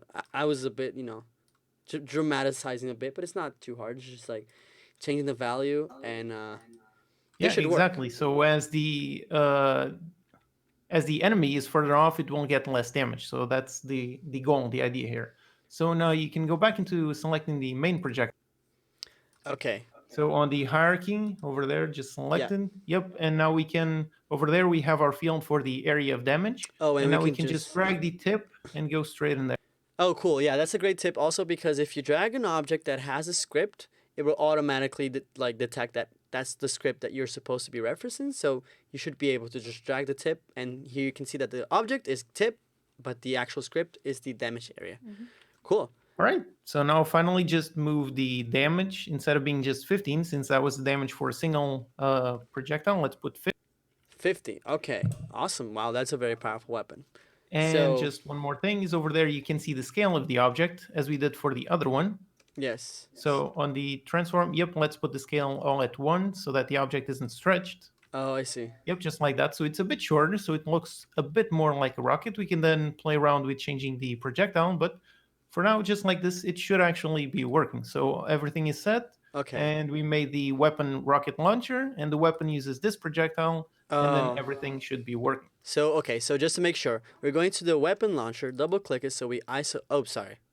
It's the rocket launcher. Cool. That's the one we made. That's the other one I just clicked is the one that's already pre-made and ready for you to use if you want to. But anyways, this is the rocket launcher we created, and we should just be able to change the And projectile. actually in prefab. there, yep, exactly, you have the projectile prefab. Yeah. So where is this? Oh, here, right? So what we should Yep. do is just find our projectiles, and this is the little projectile rocket launcher we made. Click again on our object and just drag into the parameter part that says projectile prefab, and just drag our little object, and it should be working. But there is one more step to this, right, Hugo? Right now the weapon should be working, but now we could modify the player in order to make sure that we start off with this. Yes, that's what I was thinking. Okay, cool. So I'm just gonna go out of isolation mode and find our player on the hierarchy. We have a lot of objects, but where's the player? Player, I can see here. And now, just like you said, Hugo, I'm just gonna press F or Shift F, anyways, and it's gonna focus on our player. Cool. And yep, over there on the right, if you scroll down, you'll see a script that handles the weapons that the player currently handles. Oh, Yep, like, there you go, the player weapons manager. I see. It's like Just a little scroll drop it up down. a bit more. Oh yeah, because I'm just gonna change the view just so we're sure that nothing is getting in the way. But anyways, again, so we have this drop down on the player that it says what are your starting weapons. So it only says 1, so I should increase this, right? To maybe Yep, you can just put it at 2 and add the blaster and the rocket, and just like that, you will spawn with the blaster and. Okay. So I'm gonna find our weapon, click in the player again just to make sure, and then the two starter weapons are, by default they're the same when you increase the size of this array, but then when you drag the rocket launcher to the second element, which is element 1, because arrays start at 0. I don't have a code background, so it's really exciting to know what this means. I'm like, yes, I know what this means. But anyways, if we play now, we should be able to have our second weapon. And so, yeah, the first thing that indicates this is the UI, right? I need to actually Yep, exactly. You can change- already see the HUD element that you selected, and they're there on the. Yes. And if I scroll with yes, exactly. So if I scroll with the mouse wheel, I should be able to change to our weapon. And if I just shoot for test, you can see that it's super slow. But it's slow because it's powerful. And so if I, for instance, if I shoot an enemy, it takes And if almost. you try shooting at the floor, you can already experience the splash damage. Oh yeah, it damages my it damages But the player. careful, because it hits you as well. So. Yes. Yeah. Doof. All right. So that's cool. That should be a powerful asset against the. And now I have a rocket launcher. I mean, a rocket launcher and a jetpack. So I should be the most powerful player in This this world. boss does not stand a chance. Look at this. Look at this. Well, let me just recharge my jetpack. Maybe fly a little bit. My companion robot is just lost. Come on. Let's go. Let's go. Right, we're noticing some aim issues there, sir. Listen, I'm trying to fly at the same time, so No, look, we're not saying it's easy. yeah. No, it's fine. Should be fine. Oh, but if I don't eliminate all the robots, sorry, companion, but I need my objective complete. Because I just want to show again that we have our menu screen. We're almost at a point where we can share this game. So we're Exactly. almost at a point where, where we can proudly make a link for this game so that other friends around us can play. And I wonder what's Ooh. left. Oh, there's the robot from the altar. All right, let's do it. Sorry, robot. Okay, all objectives completed. Done. Cool. High I five. just want to see our custom menu with our custom name. Hopefully, yeah. Oh, no. Okay, if I do menu. Okay. Frost PS. Frost, yes. Yeah. Okay, cool. Awesome. So, should we pick another winner now, Elena? Do you think so? So Hugo actually seems like he has found someone, so I will let him to be the one to announce. Yes. Why Oh, don't- sure. Yeah. I was looking at Twitter a while ago and I saw one that looks really cool. It has a very nice sci-fi look to it, sci-fi and some pyramids. So I don't know, something about aliens and pyramids. I don't know. And Something it's about that. it's at Dankmin Dev and it says Disco Tome. So apparently it's a full game. So go check it out and Oh. it looks great. Awesome. Congratulations, man. Congratulations. And yeah, make sure to check out your DM so you don't miss our little message where we're gonna give you your prize. And keep posting on the hashtag because we're checking Twitter, we're checking all the socials to, of course, pick prizes, but also to pick like how you guys are engaging and how cool you think this is and how far your progress is, because it's exciting for us, for that we are introducing the tool and we're excited to see people actually learning and feeling more comfortable, because all of us in the chat, we all know the struggle of learning a new engine. And for me personally, I think that this micro game is a perfect way for you to lose sort of that fear, that kind of mystery that you're always like, what's this, what's that, and you're getting used to the engine. So very excited to see what you guys are making on the hashtag. So anyways, so okay. So what should we do next? I also want to hear from the chat, like if you have any suggestions. But Yeah. why don't Zombor? I think we should change some properties. And I remember when I played your game that we're going to play at the end. We're gonna play the games made by Hugo and Zombor, Yes. right? But I noticed that in his game he changed like a little bit of parameters, but yes, sorry. But anyways, yeah, I noticed that you changed some parameters, so I kind of want to do that in our game. So why don't you go ahead and also tell us a little bit of how you did that and how we can do it now? Sure. So I just tweaked a little bit with the players' properties because I wanted to have the game more like those retro shooter games Okay. where you move very fast. So I think if you just select the player game object.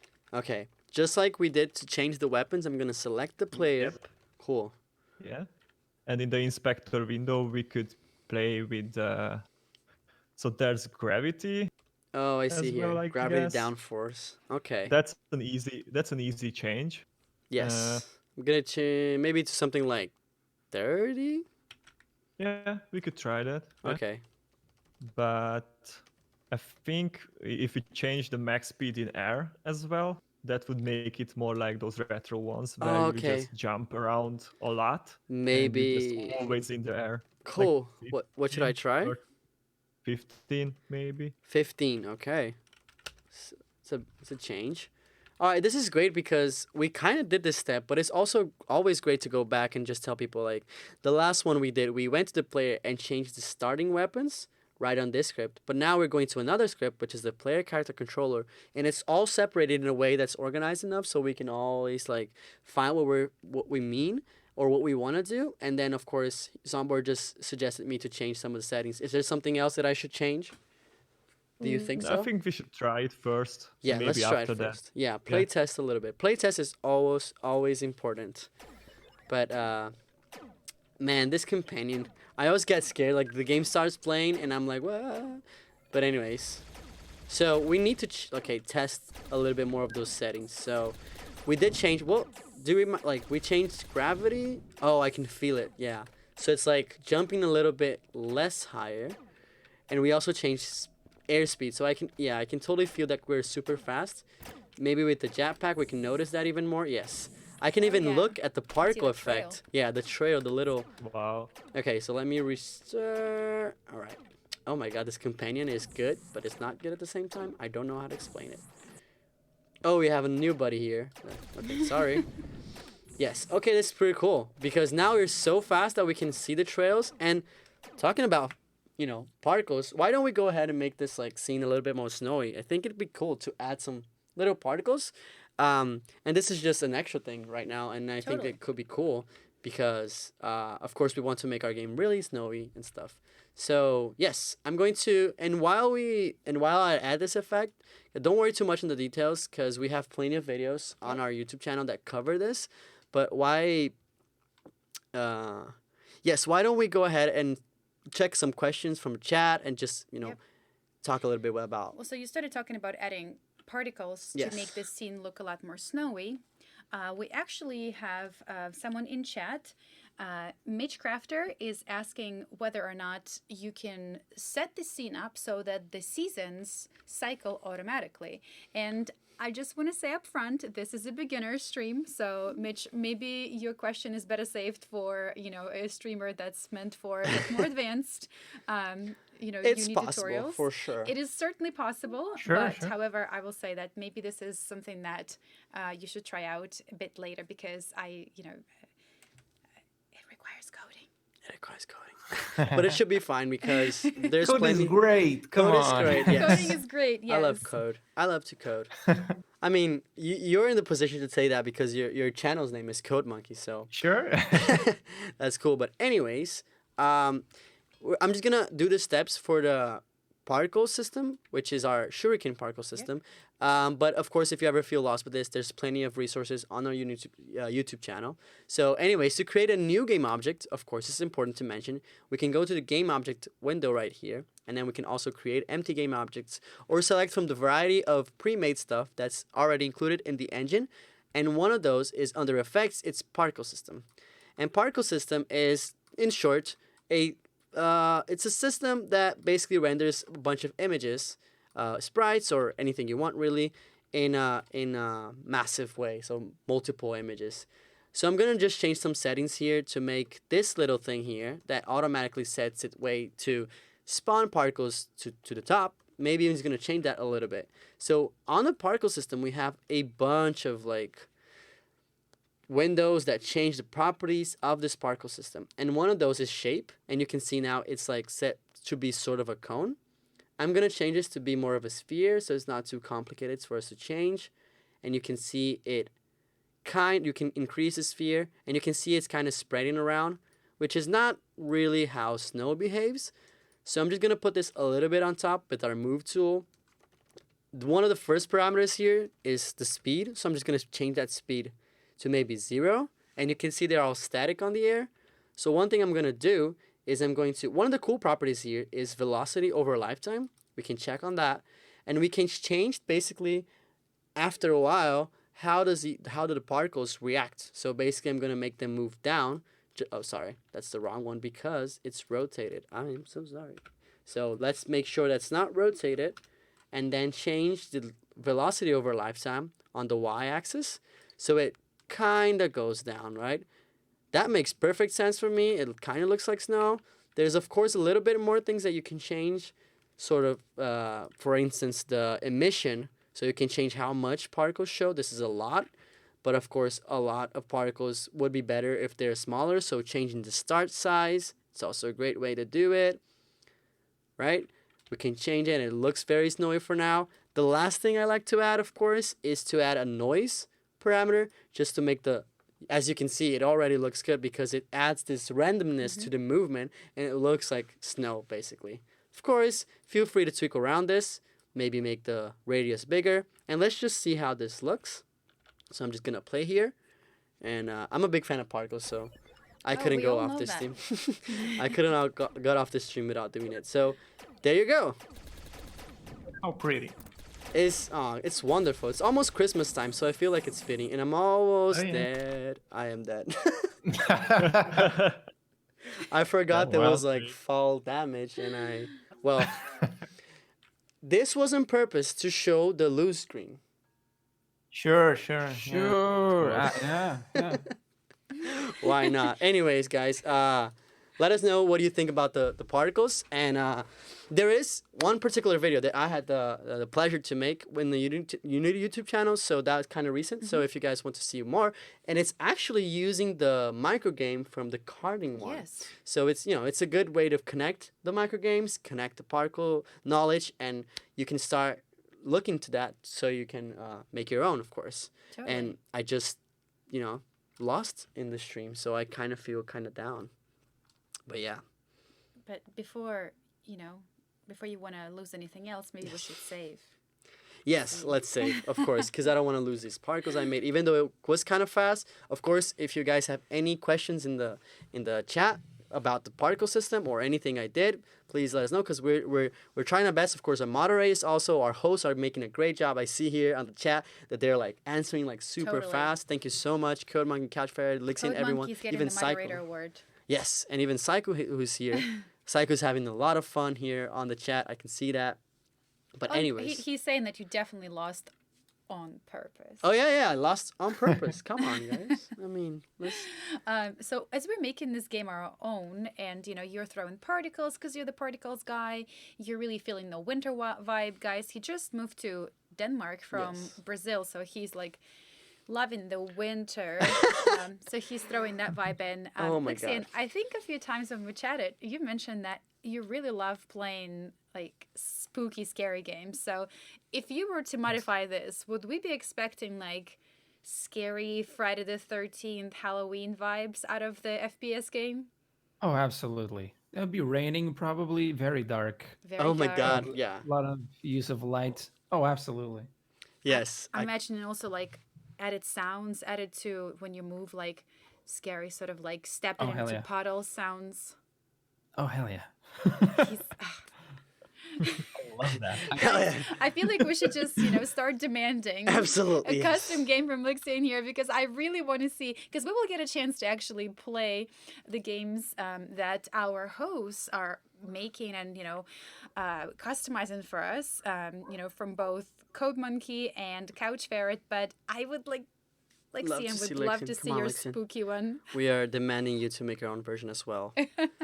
And of course, people will be checking it out afterwards, like on the hashtag. So, Lixian, no pressure, but you should totally make a game, a spooky game. Like right now. Like, I mean, no pressure, but you should make it right now. No pressure. Finish before we end the Okay. stream. Let's go, guys. Anyways, I'm only kidding. We're only, anyways, I want to I hear from the chat as well, because we also think it's interesting that you're just watching. Maybe you're not even modifying. That's cool also, because you're just getting used to it. You just want to chat, get some questions done. I want to hear from you guys. If you were to modify this, and of course I What want. would you do? Yeah, what would you do? Like, would Yeah. you do spooky, snowy, or maybe a thunder? I don't know. There's so many possibilities that I really want to hear from you guys, what you guys can and want to do for sure. Anyways, all right, so cool. Anyways, what else can we do for this project to look our own? I think that we can also change some colors, and I would really like to change the colors in our companion robot. And so one easy way to do this is, I think we created new materials before. So we did that for the skybox, and we did that for the project. No, we chose another material for the projectile. But sure, we can create our new material, and let's keep it organized. So let's go to FPS and then go to Art folder, the Materials folder, and let's create our new material, right? And I'm just going to create here with the right click and create material, and let's call this helper. And then this new material should be easy enough for us to click and drag and add to our companion. You can see that it's really quick to preview how the material behaves or what's going to be applied. So I'm just going to apply it to the robot. And one cool thing is that if we apply it to the different parts of the robot, and then after we did that, we changed the properties from this material on the right side on here on the inspector, you're going to see the changes happening, and it's really fast to see it. Oh, is our window in the front? Really be in I green. think we're covering the window. Yep. We're covering the window. No, we're not covering the window, are we? Because I think you were in a... Anyway, guys. Anyways, yes, let's just keep it this right side. Yes, of course. And then go to helper here, the new material we made, and let's like. Did you set green, Hugo? Yeah, helper should probably be in green. I agree. Look how It's green like a he is. friendly little dude. Yes. Well, you can make, since the model is already split up, you can make the eye a different color from the rest. Yes. I'm gonna create a new material here. Maybe duplicate this material like like we did in the stream. Command D. Command D, of course, Or and Control D. or Control D, and then drag it to the eye and change the properties on the helper one thing. And so maybe we can make the eye blue. I don't know how I feel about the blue. Yellow. Yes, sure. Why not? And Andre, do you typically change, after you duplicate objects, do you change the names so that you Yes, that's a good keep idea. your So folders helper, organized? I'm just gonna do probably underline I. And guys, keep in mind, please always keep your project organized. This is a great tip because after a while your project Yeah. gets so big. So maybe we can just create a new folder. And you can always do, of course, you can also do this in your root, in your actual operational system. But of course, we can do it in Unity. So I'm just going to do like our custom, maybe, the ones we just did. And I'm just going to select both at the same time and then drag them to our custom. So just keeping things organized. And, I really like things organized. Let's see how the colors look in the scene. Whoa, what's up? I like the trail. It's pretty fun. Anyways, that was fun. You killed him. Unbelievable. I did. I didn't even notice. I was like, oh, that's too loud. Come on. But I think that actually I should delete because we want challenge. So the one thing that we can do is we don't need to delete our companion. If for instance, we just want to test how it's hard, how the game is hard without the companion, but you don't want to delete it. One cool thing you can do is you can just disable Exactly. the object, and by disabling it, you can just make sure that it's not deleted, it's there, or you can always save it as a prefab. If you guys want for me to show that, of course I can show that. But of course, one thing I want to do is I've been noticing this whole time it's called enemy. Let's call him friend. Exactly. Speaking of keeping things organized. Yes, friend. But let's disable him so we have a more challenging experience for sure. But remember everyone that with the new material thing that we just showed is that's the one thing that you can really put out there to make your level your own, because you can add your new rooms, you can add your floors, your enemies, but make sure to just grab some materials like we just did and just make sure to add to your tiles, add to your enemies or to the bosses. Make sure to just add material and make the world a little bit more colorful, or not, because as Lixian said, his game would probably be just super Dark. spooky and dark, man. Yeah. I don't know, that's kind of weird. I'm just kidding. That's fine. What? Wait. I'm just kidding. It's fine. I'm just saying that because I don't really like spooky games. I don't feel comfortable. I'm very scared. Okay, so if you send me your link, I will say yes, I played them. Hey, but if You he are finishes it getting this before the end of the books. stream. Okay, if he finishes You it have before to the end of play the it. stream, I'll It's alright, I'll play play it. that one for you. Play it for me, and I'll just go somewhere else so I don't watch it or hear it or anything. Anyways, cool. So awesome. We're almost there, guys. We're almost to the point where we are sharing our game. And so before we keep on going, of course, this is a game jam. We've been modifying. We've done some mistakes. We've fixed them. We had helps from our hosts. And I want to hear a little bit more about the stories behind those people. And I guess I want to hear the story about your first game, because this is your first game jam. I want to hear a little about a story about what was the first game you made. Doesn't matter if it was a Unity or some engine, maybe Flash or something else. So I want to hear first from Code Monkey. What was your first game, and are you proud of it? Well, He's Sure, like, yeah. he's like, sure. I guess the question is, what is a game and what is a unfinished prototype? That's a very important distinction. Look, everything is an experience, right? Sure, if yeah, it's finished or exactly. not, but Everything has learning value. So let's say my that my the first Flash thing. game was pretty decent. The first thing that I completed was a a car game where you had to essentially dodge other cars on the freeway. So essentially just an infinite game, Oh. constantly going up, like moving it. left and right. Sounds like fun. And So yeah, very simple, but it worked. So yeah, that's how I started. and then you did it all by yourself, right? So that, of course, sometimes our first games are not the most like things that we're super proud, but it surely made you learn, right? Of course, yeah, exactly. Awesome. What about you, Jambor? Yeah, so my first game was in Flash, and it was like a pretty simple 2D game where you move the cursor and you have to dodge all kind of projectiles and spikes with the cursor. And yeah, I was pretty proud of it Oh, look at that. because That's it cool. looked fun. That's cool. That's awesome. What about you, Lixin? Do you have an experience with your with your with your first game? I mean, it comes to the question of, are we talking about like prototypes?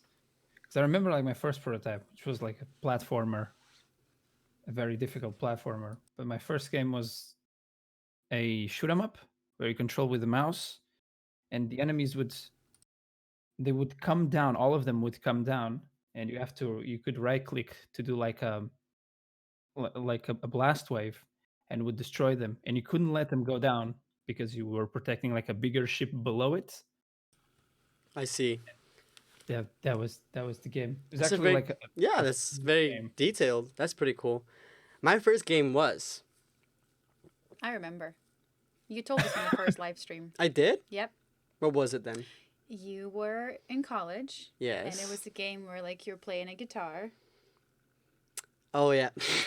Really? And I then was you gonna were- say another one. No, it wasn't like guitar. It was more of an FPS. But our teacher was Oh, that's FPS right. guitars. okay? exactly because our teacher was so he was like very abstract. So he was like, "I'm gonna teach you how to make FPSs." But I won't tell you how. But no, but he's like, "But bring me something that's not a shooter." You know Oh, what? I He's see, I like see. something different, and I was like, I basically did a like a sprite character that's just like this, but instead of a gun, it was like a guitar. So it's like Yep. ding ding ding ding ding ding, and How at the does it go? time it was How did it go?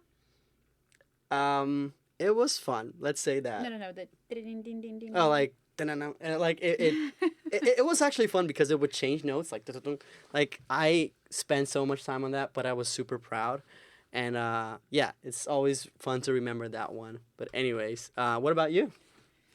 Well, if you guys watched the last live stream when we did the carding template, my answer hasn't changed since because I started something, but I did not make much progress. My first game, I am not proud of, and I will not show it to you guys. Okay, I feel obligated to see it now, but It was a 2D side scroller, and the idea was that actually people are vegetarian, but sheep are becoming human eaters. So What? it was called roles reversed, because now animals are eating people. And so there is this guy, and he's like trying to make it home safely and dodge all the sheep. And if he doesn't escape one, and like the sheep gets him, and if he succumbs to the teeth of a sheep, as he dies, screams, "Oh no, but I am a vegetarian." Yeah, so I'm not there's very so proud much of that lore one. here. There's so much. Like that's a great thought process. I mean, I don't even know how you start to think about that. That's kind of wild. It was really, Where did you make you it? had, Like you had a few days, and there was really not a theme, so I was like, geez, so many ideas, but I don't know what to do. And then I waited too long, and then I was like, all right, I'm gonna crank this out, and not. petition to make Elena show us her first game. Nope. Yes, please. Chat. If you want to see Elena's game, please say like a thumbs up emoji or something like that. Any emoji at all. Just bring it up. Yes. Yes. Don't use a sheep emoji. It's not gonna work. Sheep emoji. Please do it. That's Hey, Sam is actually laughing, and he's saying, Psycho Sam saying LOL in chat. I actually remember writing some custom scripts, and I was like, Sam, help. And Help, he's like, Sam. Elena, this is a game jam, and you're in a solo team. And then I essentially was like, all right, cool. Thanks, Sam, for not helping. And, My game could have been better, but Sam did not help. Come on, Sam. You're supposed to be helping, Sam. Come on. Actually, there's... Oh my gosh. You can see... I see so many sheep. All right, counting the sheep, guy. Counting sheep. Keep them coming, and I'll pressure Elena to just show him. But anyways, we're almost to the point where we can share our game. So I actually saw in the chat before this whole cheap thing started, someone asking how can I share my game. So of course, let's show how to do that. And it's cool because, of course, there's a way to do that. But one of the tutorials we showed you back at the start of the stream, that overlay system for tutorial is going to show you how to... Psycho saying I'm sorry. That's great. Great, Psycho. You should be sorry. Listen here, Psycho. You should teach us all how to code. Anyways, like I said at the beginning of the stream, to show how to re-show or to make it appear again, the tutorial overlay, we just go here on tutorials, right here on the top of the program. And then we click and then show tutorials. We are going to, on the right side, see all the tutorials. Is our camera in the front? It is. I'm just going to flip it over. Okay. You can see all the tutorials. And of course, one of the last tutorials is build and share your game because that's what you want to do. Of course, guys, remember to save your game. I'm going to save by pressing Ctrl S or File and Save. And I'm just going to click here and build and share. So it's going to take me through the tutorial on how can I share this game. And I hope you guys are almost to a point where you can share. And of course, if you want to share later, it's up to you. But make sure to participate in our challenge. Yes. Because... But what? Are we not going to throw any more cool stuff in the game? I'm thinking about what we can add. I just feel like we could spice it up a little more. Have you guys seen the prefab folder? There's so much cool stuff there. All right. I'm going to get back to this tutorial a bit later. Sorry, guys. I just feel like Yes. we can Thank you, Elena. Thank you. spice it up more. Sure. Let's see what we have as prefabs. We have Alright. enemies. We have levels. We have PB objects. We have... Oh, I see. Like floors, ramps. Oh, our camera is back in the front. So we have a lot of things. So why don't we do pickups? Oh, okay. That's a way to spice it up. Okay. More weapons. So it helps me. I see how this goes. But look. We Yes, have yes, our yes. chat here. I feel like they Chat. should decide, should you get power-ups? More or enemies or more Should there be more enemies? weapons? Please, chat, help us. There's so many sheeps still Oh on my the chat. gosh, guys, you really are. Okay, maybe I'll show a screenshot on Twitter. Oh, so if you go to hashtag your first game jam, Yes, maybe I will. maybe Elena will show a picture. I'm thinking right now like 45% chance. 45. Still a pretty 45. good chance. The night is young though, so I could be convinced for a screenshot. More sheeps. How is that possible? More More weapons. See? Ooh, More weapons. More weapons. Oh, Bosses. Andre, you can Bosses. try playing around the other weapons that are already built. Yes. So maybe add them as pickup. Yes, so we have a bunch of pickup options here. And so there's like, I can see here. Let me close the tutorial for now. Yes. Ooh. And then we can see a little. Желтая дверь, which means yellow door, is asking how to make enemy bots attack your healer robot. So we're probably not gonna get into that during today's stream. Yes. But definitely we can follow up on that answer with you offline. Oh, yeah. I'm 100% sure that any of the creators that are here, you could just hit them up on Twitter, hit them up on this chat, and they'll just, tell you how to do it. And I'm also super happy to people DM me on Twitter and maybe Totally. ask any questions because this is something I've been playing around, just like the creators, and I'm feeling comfortable. Not super, but comfortable. I'm also not just going to super, pause here but for a comfortable. second. Games Plus James, you're getting me in trouble there. He says, if someone submits a sheep FPS, Elena has to share a screenshot. Approved. give enemy rockets. Also Oh my sheeps. Cool. Anyways, I'm gonna add some pickups here to a scene before we build our game. So I'm gonna add this cool weapon here that I never saw here, and I'm going to have the coolest weapon, and then I'm gonna add more enemies. So I go to prefabs, maybe add a boss in this room. Mm-hmm. Why not, right? I mean, my God. the Can more you the handle merrier. it? I will handle it because I have a bunch of weapons, and hopefully I won't lose again in the middle of the stream. And we don't have a companion anymore, so I'll have to pick up these weapons. That's right. You can see that it shows here. Very nice. Our own custom rocket launcher plus our new weapon. So this is like a shotgun or something? And so, Andre, how are you shuffling through the weapons? Whoa. Wait, that was so cool. I need to take a moment. That was... Whoa. Okay. Anyways, I'm shuffling using the... I don't have... Okay. Oh god. I'm so sorry. close. I'm so sorry. Anyways, this is a pretty cool animated one. It has like a spinning wheel. That's pretty cool. Anyways, I'm shuffling through weapons by using the mouse scroll wheel. And this is cool because it scroll up. Remember back into the inspector, all the starting weapons. It's basically choosing and doing that. So now I have powerful weapons, and I feel like with powerful weapons, a rocket launcher. Rocket launcher? Yeah, a rocket launcher and a jetpack. We can do this. Get out of here. This weapon has a really slow cooldown. I feel like maybe I'm not ready, but let's go. Ah, God. Okay. I don't know. Okay, rocket launcher. Awesome. Healing. I miss our friend now, our companion friend. What about the final launcher? Have you used that? This one.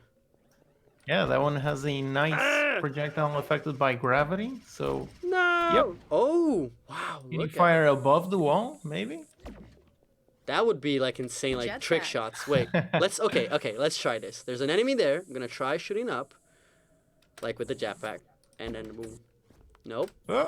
Closer. Ooh, That's come super on. cool. No. Nice. Come on, Andre. Come on. Nope. Okay, let's try inside the room, maybe. Oh. I feel so bad now. Okay, You got it. inside the Finally. room, but I did. Look, listen. This is the first time I use this weapon ever. Sure, yeah. Let's try this. Woo. Oh, that was so nice. Oh my God. Whoa, let's go. Okay, cool. Oh, this weapon takes so long to recharge. Well, Let's- you don't get the power and the speed all at once. Yes, you have to choose. You Otherwise, don't- it'd be too You easy. can't have it all. Now, I think there's only one enemy left on this build, which I think is the altar, which we created back in the room's prefab. We have a little enemy that's all alone by himself and just... Could you imagine if I lost the game by the last enemy? Okay, I'm just gonna put this out there. Yes, please. Room with the boss, 25 robots.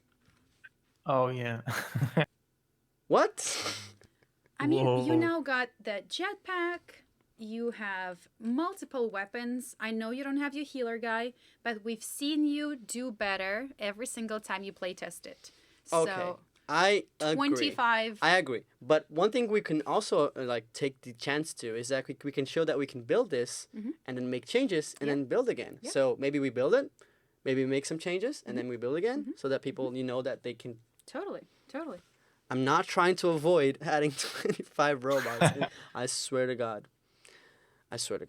So, speaking of trying to avoid, guys, I swear we were not trying to avoid it, but we did have a few more winners to pick, right? Yes. And it seems to be right around the time. So, in just a few minutes, we're going to pick our next winner. Stick around. We still have multiple $75 gift cards to give away to Unity Gear Shop. And if you guys are just joining, we're doing an FPS microgame template. If you're, a bit late to the... I think my Bruh. brain just circuited, but if you're a little late to the party, don't worry. This will actually be recorded and you'll be able to watch it later as a video. And for every one of you who is watching right now, we have close to 600 people online with us. Guys, thank you so much for taking your There's time so much people. on a That's Saturday. awesome. And of course, thank you to all of our co-hosts for, sticking it out with us and entertaining and answering all of the amazing questions from our community. Thank Yes, you, and please guys. check their channels. It's so cool. Exactly. I love to see people out there, using their free time, their job time, any time at all, to bring more information to the people and just more knowledge to Unity, to code, or anything in general. So it's pretty fun. I also see that CouchFerret also does some pixel art tutorial, and that's so cool. That's so great. I remember struggling a lot with pixel art, and I remember I saw some tutorials by CouchFerret before I knew him. So Look at that. Thank you. And How- then you met in person, Yes. How small is the world? and they were best friends forever. Best friends forever. Yay. Sick, bro. Oh my That's gosh, it. that That's- just happened. That just happened sick, bro. Anyways, let's go back to the step where we were showing the tutorial. So Okay. again, remember, if you want to show the tutorials, just go back to tutorials and then show tutorials. And then right here, we're going to build and share.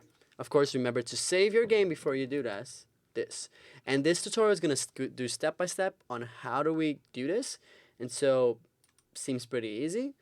He's asking me to take a picture of my game. So, saying here to press play, and then, okay, so we need to be in the snow environment because that's our picture. And then it says here that I should press tab. Oh, tab here. And then it's how you pause it, pressing tab, and then you have screenshot and take a new. All right, you can see here the preview of our screenshot, and it's cool because it shows the little snow particles. It shows our enemy being like, "Duh," like, "Oh, I found you." And anyways, and then we can exit play mode once we have our picture. And this picture is automatically saved on the root folder, and you can see here is our screen in the front. It isn't. So you can see here the preview of the picture. That looks good for a snow FPS. And all right, and so once we're done with that, we just click next here. Then you can go to File, and then Build Settings. It's asking us to switch the platform for WebGL because our platform was made to be built for a PC, which you can also make. But in order for you to make it easy to share with your friends, we have the Unity Connect, which is going to make it super simple for you to get that build, put it on the web, and you can have people, like not even just your friends, you can have people from all around the world just Totally. like, cool game, man. Maybe you should add this and that. And of course, you could always update it anyways. So while we're doing this, Is it time to announce another winner? yes, please do. So I was looking at Twitter while we were talking a little bit, and I saw this specific tweet here. It's from Anna. So it's AAMEAK, and this person was making the healer bot, and it's looking very Do you interesting. want to actually show it to everyone? Yes, why not? I'm just gonna pull this screen right here, and this was the tweet I was taking a look at. Like it has a little A healing little icon heal on top, station, yeah. and it's I don't even know if this hovers. Probably this is fixed, which is an interesting game design choice because basically it means that it's a healing robot, but it's in a specific part of the screen or the game or the level. So it's really strategic when it comes to, oh, hey, I'm going to go to this specific spot, and then I'm going to heal, and then I go back to the war zone or anything you want to call it. But anyways, congratulations, Anna. Keep your eyes on the DM. We're gonna send you the prize, and congratulations. I hope you like the Unity gear and buy something interesting to you, so you can also make sure for everyone that's getting prizes and whatnot.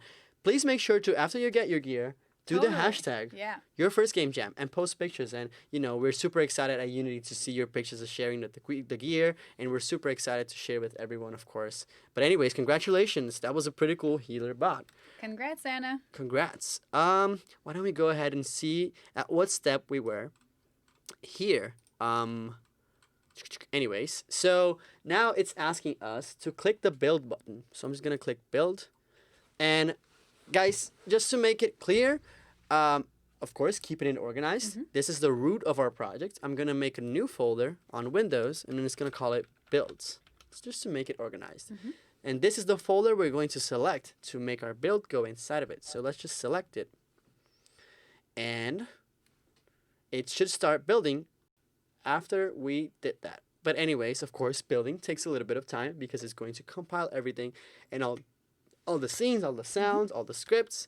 And guys, let us know in the chat if you would like to see more events like this, because our team at Unity, we're always trying to make new template games, micro games, or creative kits that are made for those of you who want to get started with the engine, feel like it's a little bit scary or whatnot, and we just want to make you understand that it's really just a matter of getting used to it and Totally. starting to experiment and not being afraid to just go out and try. So yeah, I mean, let us know in the chat. So so we did the last one with karting. We did this one with FPS, and we also have the other ones. We have the platformer one. We have some other creator kits, which are not micro games, but are a little bit more complex. We have beginners, intermediate. But anyways, just let us know what do you want to see in a live stream. Oh my goodness, I see Alex saying ECS training jam. Oh, for sure. I would love to do that I because will not be moderating that one, guys. I would- ECS makes my brain explode. I would actually love to do that because I want to learn, like all about that, like Yeah. a little bit more. And I feel like that would be a cool challenge. Like, hey, Yeah. we need to make this live stream, so why don't you learn a little bit more? And then Totally. once I know, I can actually do. And that would be super fun for me for sure. It's great. Yeah. I mean, if The you tech guys is are awesome. into dots and ECS, Code Monkey is Bro, your I felt so channel. much confidence in Code Monkey response that I think maybe we should make him right the complete God. host, and then you should tell everyone how to use dots in our new. Yeah. It's so exciting actually, guys. And make sure to go to Unity page and see all the new features that we introduced in Unite Copenhagen, and all of the new features coming with 2019.3, and all the new features on the roadmap. We also have a great presentation by Will on the roadmap, and there's a lot of exciting things coming up to Unity. So there's a lot of possibilities of what we can cover in live streams or actually videos. So please let us know, not only on streams, but what would you like to see as videos on our YouTube channel, Yeah. while our little game here is building. Meantime, I'm seeing some MOBA and RPG template suggestions, Oh, guys. look at that! That's actually fun. Yeah. What about our hosts? What would you like to see as a template? Because think about this. Think about wearing our beginner hats, and what game genre would you like to see when you were getting started? I can go first. Please go first. Okay, so I don't personally play a lot of games in that genre, but I know they're hugely popular, and a lot of people enjoy them quite a lot. Tycoon games. I mean, Oh. Hugo is not a stranger to that at all. So I feel like a tycoon template would be a really cool template. Yes. So, Oh yeah. hey, Unity team, if you're listening, tycoon template. Got Yes, you covered. that'd be Let's the one do for it. me. Yes, that's actually cool. I never thought it because it's more about we always think about more action based Yeah. games, and sometimes it's just cool to have those managing Totally. things, and having the template for that would make it much easier in such a way to can track things. That would be cool actually. I used to play. Psycho's like, yes, I love Tycoon game. He's so excited, man. I've never seen someone so excited. I mean, let's go. Other than the chat just asking you for show. I'm gonna still pressure you for you to show the sheep game. But anyways, back. I think let me think. There's so many options, right? Let me think of a template that I would like to see.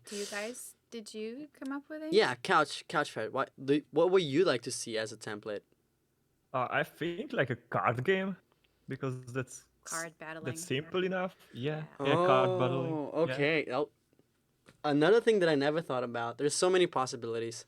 I hope everyone at Unity is listening this and being like, huh. Anyways, I'm trying to think of something I would like. Anyways, why don't we go ahead, and while this is building, I want to play the games. Play the games from Hugo and from Jambor. So I'm gonna start with Jambor's game, and this step that we're making right now, it's enabling us to actually prepare the game in such a way that is displayed, just I'm going to show you guys from CouchFerret's game and Hugo. So this is the game from CouchFerret. Are you ready for us to show this? So Not really. what did you do here? I had a little bit of fun building the level, Okay. basically, and with the colors. Okay. Should we go full screen? Yes. And then For we full can press experience. full screen here. It is going to take a while. Yes. Okay. Oh, I love the colors. I know. This is vibrant. So, So basically, you took advantage of like the building part of it and the coloring part of it, and you kind of made it your own with vibrancy. Cool. yep. Is this dangerous at all? Should I be careful? Yeah. Okay. I can see and the and yeah, I can see the player like movement is quite arcadey. It's kind of fast. Yep. It's kind of sharp. Oh my god, I can already hear the shooting. And the AI is a bit different as well. Oh, Because they are like why is that? sniper AIs. They have. Oh my god, I can see that. Whoa. Okay. Let's just run here. No healer, friend. No healer friend. Nope. Every game Nope. from now on needs a healer friend. Listen, I feel like. I mean, Andre doesn't need one, so Oh look, that's so sweet. Thank you. I feel like I'm getting my FPS skills a little bit better today. Man, you are improving. I am actually. Could you imagine? Hats off to you. Thank you. Thank you. So there's there's. nothing in this area. It's just empty. It's just, There's he's a just big- trolling. He's like, yeah, do you think there's gonna be a boss here? No, it's just sudden death. Okay, I love this. This is so colorful, so fun, and I really like jump. Oh, there's more enemies. Okay. Yep, and you can go up and to the other room. Whoa. I mean, whoa. Oh to yeah, the- I will the do that sides. for sure. And I there will love- be the boss. I love jumping on this like it adds a little bit more of a platform element to this game, and I feel like if you have the jetpack, this would be insane for sure. Yeah. You should probably add a jetpack You to this just- game. Yeah. like that. Oh, So you just did. Go, just go. No, no. Ah, No. you should. Oh, there's another. So there's the Oh, boss. okay. Yeah. Can I just like not piss Hacking. him You off? could. Hacker you alert. could. Ah, okay. Oh, he actually can. Ah, You've he been can hit me. discovered. Whoa! What? I did it. Nice. Cool. Congrats, man. Now let's try Hugo's game. Why not? Now we have. Ooh. I'm just gonna say, I believe in you, but I'm scared for you. I'm not. Okay, so this time I want to see what people are saying to Hugo's game while this loads, and I also want to check Twitter later on. But okay, there's like this is so cool. So basically, this is Unity Connect, a place where you can share your creations, and just like you're seeing here, you have likes, comments, and it's really a cool way to show to the community. You can even share on Twitter, share with your friends, family, and since it's playable on the web, should be easy enough for people to just play it. So I'm just gonna load here. Code Monkey's game. This is such an honor to play. So he did like a custom menu screen. Looks pretty nice. I'm gonna play this. Do you want to kill actually our face cam so people can experience it in Let's full fist. size? You wanna? That's so sad. I feel like we shouldn't, but it's fine. Let's do it. Okay. Now you guys don't. Oh, it has a bit of post processing. That's so cool. Are we in a helicopter, dude? This is so cool. Come on. See, like the possibilities that you can build with this. Am I supposed to just jump? Like crazy? You think he's gonna tell you? This is a challenge. But. Supposed to figure it out. Oh my God. Let's go. Did you read the objectives? No, I didn't. Great. We're already off to a great start, Yes. guys. All right. So, as I can see here, there's a bunch of lights. There's a bunch of post processing. That's pretty cool. What are the comments? I want to see what people like are actually commented. People are asking for help. Look, that's super nice. Like, help. This game is so hard. If they are asking for help, I wonder if I'm going to ask for help. Anyways, let's do this. I love the laser. Yeah, it's so cool. It adds a bit of whoa! What the hell is this? Get out here. Okay. Oh boy. Cool. And this I is love just the the post beginning. processing. I love the post processing. So great. Guys, I also think that Andre agreed to disable in the face cam because he's scared right now. My face. Tears. I don't want you to look at my Sweat. tears, at my complete fear. What the hell is up with these mini robots, man? I don't like them. Get out of here. Get out of here. No. Okay. Man, this is a great game. This is just goes to show how crazy you can get with this, especially when you're getting used to it and you have a little bit more experience like Hugo. But, you know, it's always... look at this. We can even grab our keys. What are these keys I love for? it. I would love it to have a car, but I'm sure there's no car. Ooh, for grenade, press G. What? Which There's a means they're grenade. grenades. Oh, Okay. that's so cool. If I knew that, I wouldn't. No. Let's go up. What's this? A new weapon. What is Picked this? weapon, rocket launcher. Oh, the rocket launcher. Yo, boss. Get out of Hello. here. What if I throw a grenade at you? Get out of here. You're about to die. Oh boy. It's fine. I just saw a little robot and I got really scared. Get out of here. Did the boss die? No. Nope. There you go. I got more bombs, I guess. I got a blue key now. Another key. Yeah. Another key another day. And it opens the blue door. Very smart game design. There's actually one behind you. What do you mean? Oh. Oh boy. I'm so glad I disabled the face cam. Railgun. What's the railgun? Can I This is an elevator. Allow access. Can you get out of my screen, please? Thank you. Whoa. This gun is pretty insane. You can zoom in. Try to look at the helicopter. In the helicopter. Oh! That is awesome. Did you build this only using cubes? It was made using Pro Builder, so yeah. There you go. Pretty basic, but yeah, it Unity worked. tip of the day: you can also use Pro Builder to build your own shapes. So this Yep. is, I feel like this is a powerful weapon. I like it. Me like it. I don't like this Well, if little you dudes. Get out here. Come on. They're really fast. They are. And they sneak up on you, man. They're sneaking Sneaky, out. sneaky. Is this robot has a shield? Oh boy. Why is it not? Okay. I also love the particles. Yes. So he has a shield. So oh, this is so smart. You can actually deactivate the thing. Is it gonna work? Oh, it has two sources. Two. Yep. Oh my god. Why do you have to do this with me, Hugo? Oh boy. Oh, you do the hook shot. Hook shot. Bro, Love it. Wow. this is so insane. Oh my god. Lixian comes back. Lixi's like, what the hell, man? This is great. And you did a video about this, right? You can. Yep, You I have did more. one on the hook shot. It's a really interesting mechanic. That's what the people mostly requested in the comments. That's great. That's great seeing you. Like, this is something I want to see more people doing for sure. Is using the micro games to just Yeah, experiment, because you don't need to be absolutely. afraid of testing. And this is what you come out when you come out with crazy things. And I wasn't looking at the screen and I'm lost. Okay, now I found myself. Now I'm lost. Where am I? Oh look, it looks like there's a little map up top that tells you east, But south. I You was got a little compass. Okay. Compass. Yeah, I guess. Woo! I love this hook shot. You can also try to press jump once the hook shot. Just make sure you don't go out on level. Like, Jump. Whoa. so, I'm so crazy, man. Oh boy. One more door. Yes! Look at me. Recover the microchip. Destroy the evil robot. Wow, this is a complex level. It's not gonna finish, man. Wow, look at this. I hear epic boss fight music. I can hear it even though it's not happening. I can hear like dun dun dun dun dun for sure. Oh, when it heals you, you know that it's gonna happen. Alrighty, boys and girls, why don't we start killing this Let's see enemy? if you can make it. What what the hell, man? Come on. Well, I did tell you I'm scared for you. Oh Jesus. Did you expect easy?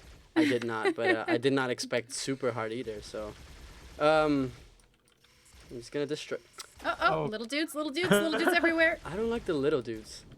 And then you have middle dudes. Middle dudes. Get out of here. Oh, Middle the dudes. Wait, area you still have damage. 2 grenades. Once the shield is down, you gotta remember to use Yes, them. yes, sure. Oh my God, little dudes, get out of here. This has the area Careful with the damage. splash damage. Yeah, splash damage. Out of here. Okay, so we have grenades. It's grenades. Oh boy, you don't have much health. Man. Get out of here. You guys What? hear? Why did you activate this again, Hugo? Man, now it's 3. Get out of here. Oh, pick up the help. I did. I'm good. I'm not so good. Come on. Wow, this is epic, guys. This is really epic. I feel like this is a real challenge. Okay, let's go. Oh god. Brave. You're brave. Because I thought I had grenades, but apparently I don't have anymore. Let's go.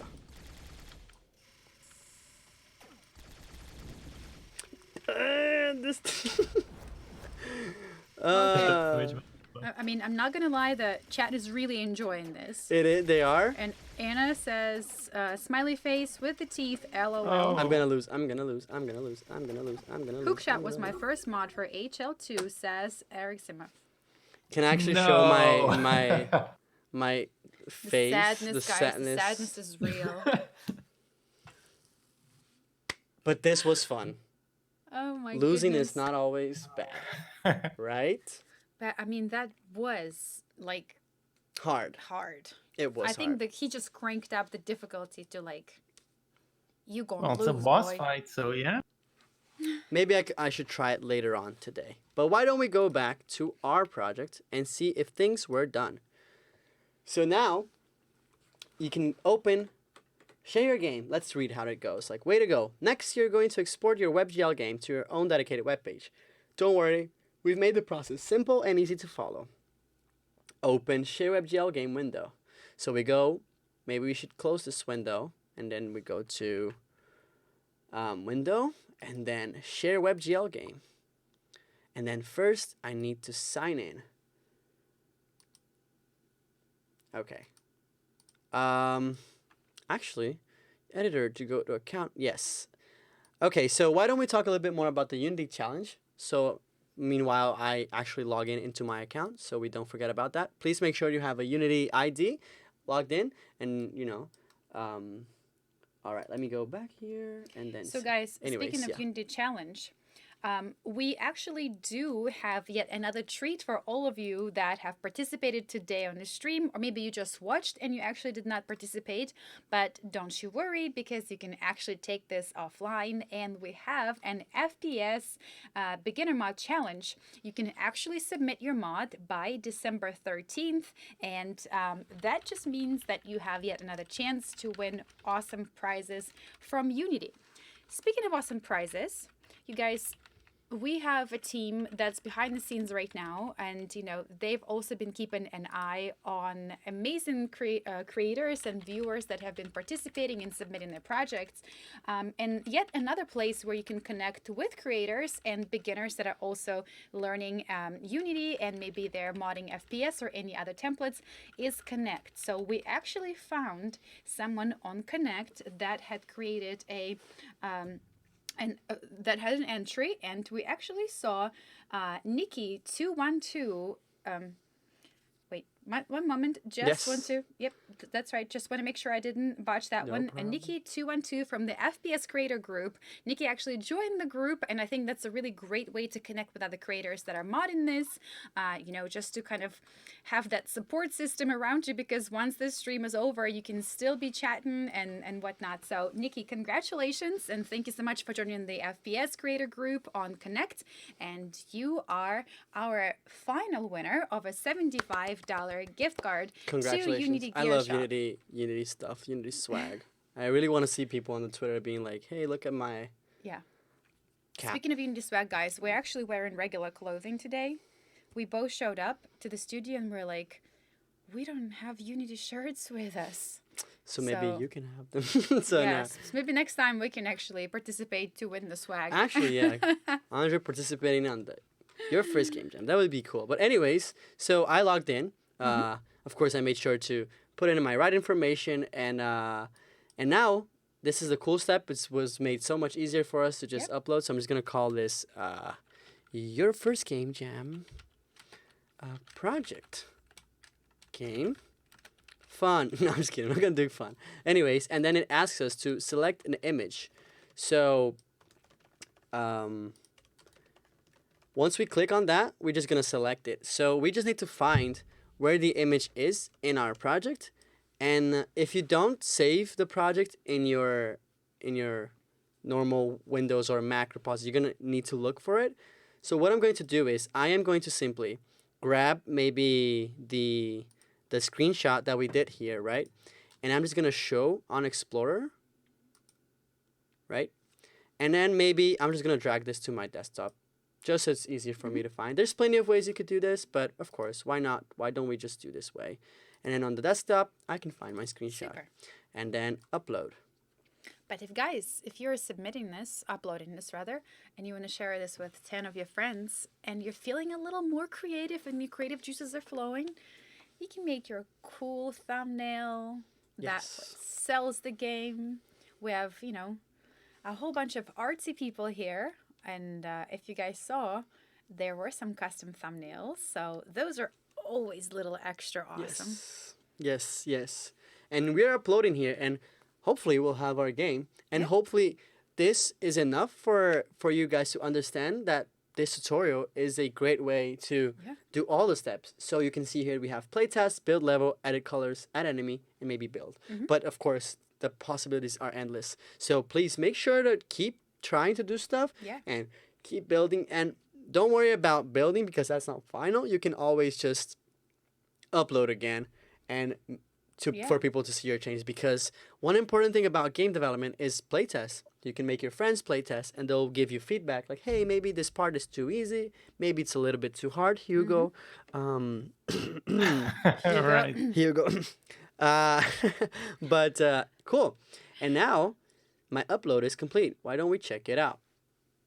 So this is pretty fun because it's so fast and it's on my Connect page. So like I said, if you have a Unity ID and it's all done and ready, you could simply have it there. And then you can grab this link here and just give it away for your friends. And like we said at the start, think about 10 friends. Do it now. Share it, not only with friends, but of course share it with us. Please, on Twitter, your phrase game jam, the hashtag, and just share your links. And let's This guy see. will be playing all night. I will not sleep. I will just play games for everyone. Oh, look at Harry. He's a great creator. By the way, hi Harry. This guy is awesome on Twitter. He shares Gosh, you like guys. cool Totally. stuff Harry. on shaders. But Huge fan. Follow you on Twitter. yeah, I too. Love you. Anyways, this is our game. Look at it. And it's on the web. And it's there. And it's snowy. We don't have our companion anymore. Yeah. So sad. But You disabled him. I disabled him. Yep. But we can bring him back anyways. But we have snowy particles. We have fun stuff to do. Jetpacks and crazy weapons that we can grab, and maybe rocket launcher. Yeah. And then disc launcher? Yes. And what you were saying earlier, Andre, I really want to circle back to that, right? Because you've already made a build, guys, it doesn't mean this is final. Like, we encourage you to continue going back and changing things up until you achieve your final version of what you want your game to be. You know, I think one of the misconceptions is that, you know, games are sort of one and done, right? It really isn't. Even after games go, you know, get published, they get, you know, updated, their balance changes, and, you know, things get added, things get taken away. And that's the same for you guys as you're trying out Unity for the first time after you've uploaded your game to Connect. If you played it and a bunch of your friends played and they gave you feedback, you actually can go back, mess with it, you can adjust it, and you don't have to redo it, because the changes that you will make will actually be pushed to Connect, so your game updates. And it's just like it gives you that game dev experience, like, just published my first update. So cool. Yeah. Did you notice I was so concentrated? I was like, Didn't even speak. I'm just concentrated so I don't, you know. But anyways, these are the steps for you to share your own game, modify your own first-person shooter. And sadly, we're almost at our end of our stream. I know. But remember, everyone, we're going to do more. And Yep. please, your feedback is super important. We want to know what else can we do. We want to know... We want to know what kind of games you would like to see in Yep. other streams. And of course, tell us other creators that you love. We would always like to bring them abroad. And I would like to, of course, thank our creators present now. It was pretty fun to hear from you guys. Hugo, Jambor, and Lixian, so cool to hear you guys. Thank you for being here. This is pretty an awesome opportunity. And thank you to the creators that joined us in chat. Yes. Sam, Games Psycho, Plus James, Game Plus Harry, James, thank you Harry. for coming. And of course, all of you, people that are just asking questions, Exactly. just watching, of course, don't feel pressured to, you know, make something final. If you don't have, just keep trying, just keep doing stuff. Hit us up on Twitter. I'm sure everyone here is happy to answer questions or whatnot. But anyways, I want to give you guys a little bit of an opportunity to just say hello to your fans or say hello to the people that are watching you, and maybe some inspirational messages about starting and just giving them hope and maybe more Words of encouragement. words of encouragement for Yeah. sure. And then why don't you go ahead? I'm almost mixing the names of the creators. I almost did the thing I almost did. CouchFerret? I almost did Couch Monkey. Okay. I almost did it. Couch Monkey. Couch Monkey or Code Ferret. Code Ferret. Anyways, Hugo, Mix why and don't you jam? go mix and jam? I'm mixing and matching the names. Are you lixing and matching? Lixin. We should stop immediately. Okay, guys. Anyways, Yeah. Hugo, why don't you go ahead and send your messages to people that are watching? Sure. Well, my advice for people just starting out is to just go for it. Just start making games, start making something simple, and start and finish it, and keep going at it. In game development, experience truly is the most important thing, and you can only gain more experience by making more games. So just start, pick something small, keep at it, and more games you make, the better you'll become. I mean, by now I've made over, I don't know, about 40 games and a bunch more prototypes. So that's what it takes in order to learn all about game development, learn all the tools and everything. So just start making and keep making things. That's so great. Thank you so much, Hugo. Zambor, what do you have to tell us for everyone Uh, watching? I would say the most important thing is to have fun, Yes. actually, because it's like game development. Come on, it's like a dream. So it should be fun and share your games as many people as you can, because it's always fun to see others play your game. That's epic. So yeah, have fun and share your games. Cool. Thank you so much. Lixian, you have any wisdom words? Words of wisdom. Not native speakers, so I have, feel you I have 100%. my leverage. Yes, go ahead. I think we all understand. Yeah, just if you're interested in making games or just curious, just go for it. Don't be afraid. Don't be afraid to make mistakes. If you get stuck or if you don't know what to do, just ask online. The Unity community is huge. Someone will answer your question, or most likely someone already asked the question you're asking. So there's, and it's actually, coding is actually much easier than it looks. So just go for it. Awesome. Yeah. For me, it's the same. I think I would say Unity is a fantastic tool when it comes to experimentation and just prototyping really fast. I think it's a great way for people to get started, people to try, because there's plenty of areas you can participate in game, like in the game industry. And with Unity, you can try a little bit of everything. You can try a little bit of art, a little bit of maybe some other stuff, coding, particles, VFX. So just go ahead and have fun. I really agree with the have fun part. Just have fun. But yeah, that's my message, and I hope you guys keep building upon the micro games, upon new projects, and keep us updated. Keep sharing, because we love to see the stuff that you're making. So that's cool. And speaking of updating, let's just make one small change Okay. and show our viewers how to re-upload to WebGL and how super easy that is. Because guys, it is really, really as easy as 1, 2, 3. So maybe we can throw like a bush or a tree in the middle or something, Or maybe we a can huge make enemy. a robot gigantic. I'm gonna make a robot gigantic, and then I'm going to follow the steps again. Okay. Oh, see, it asked me to save. Forgot to save. I'm so sorry. But then, build and share. So I'm just gonna click that again and just follow the steps. Open the build settings. Well, build settings, and then I'm going to build for WebGL. I'm gonna select the same folder that we did. Great. And what that's going to do is that's going to overwrite the files, and then once we overwrite the files, we can just use the tools that Unity provided to upload, and it's going to upload on top of that thing.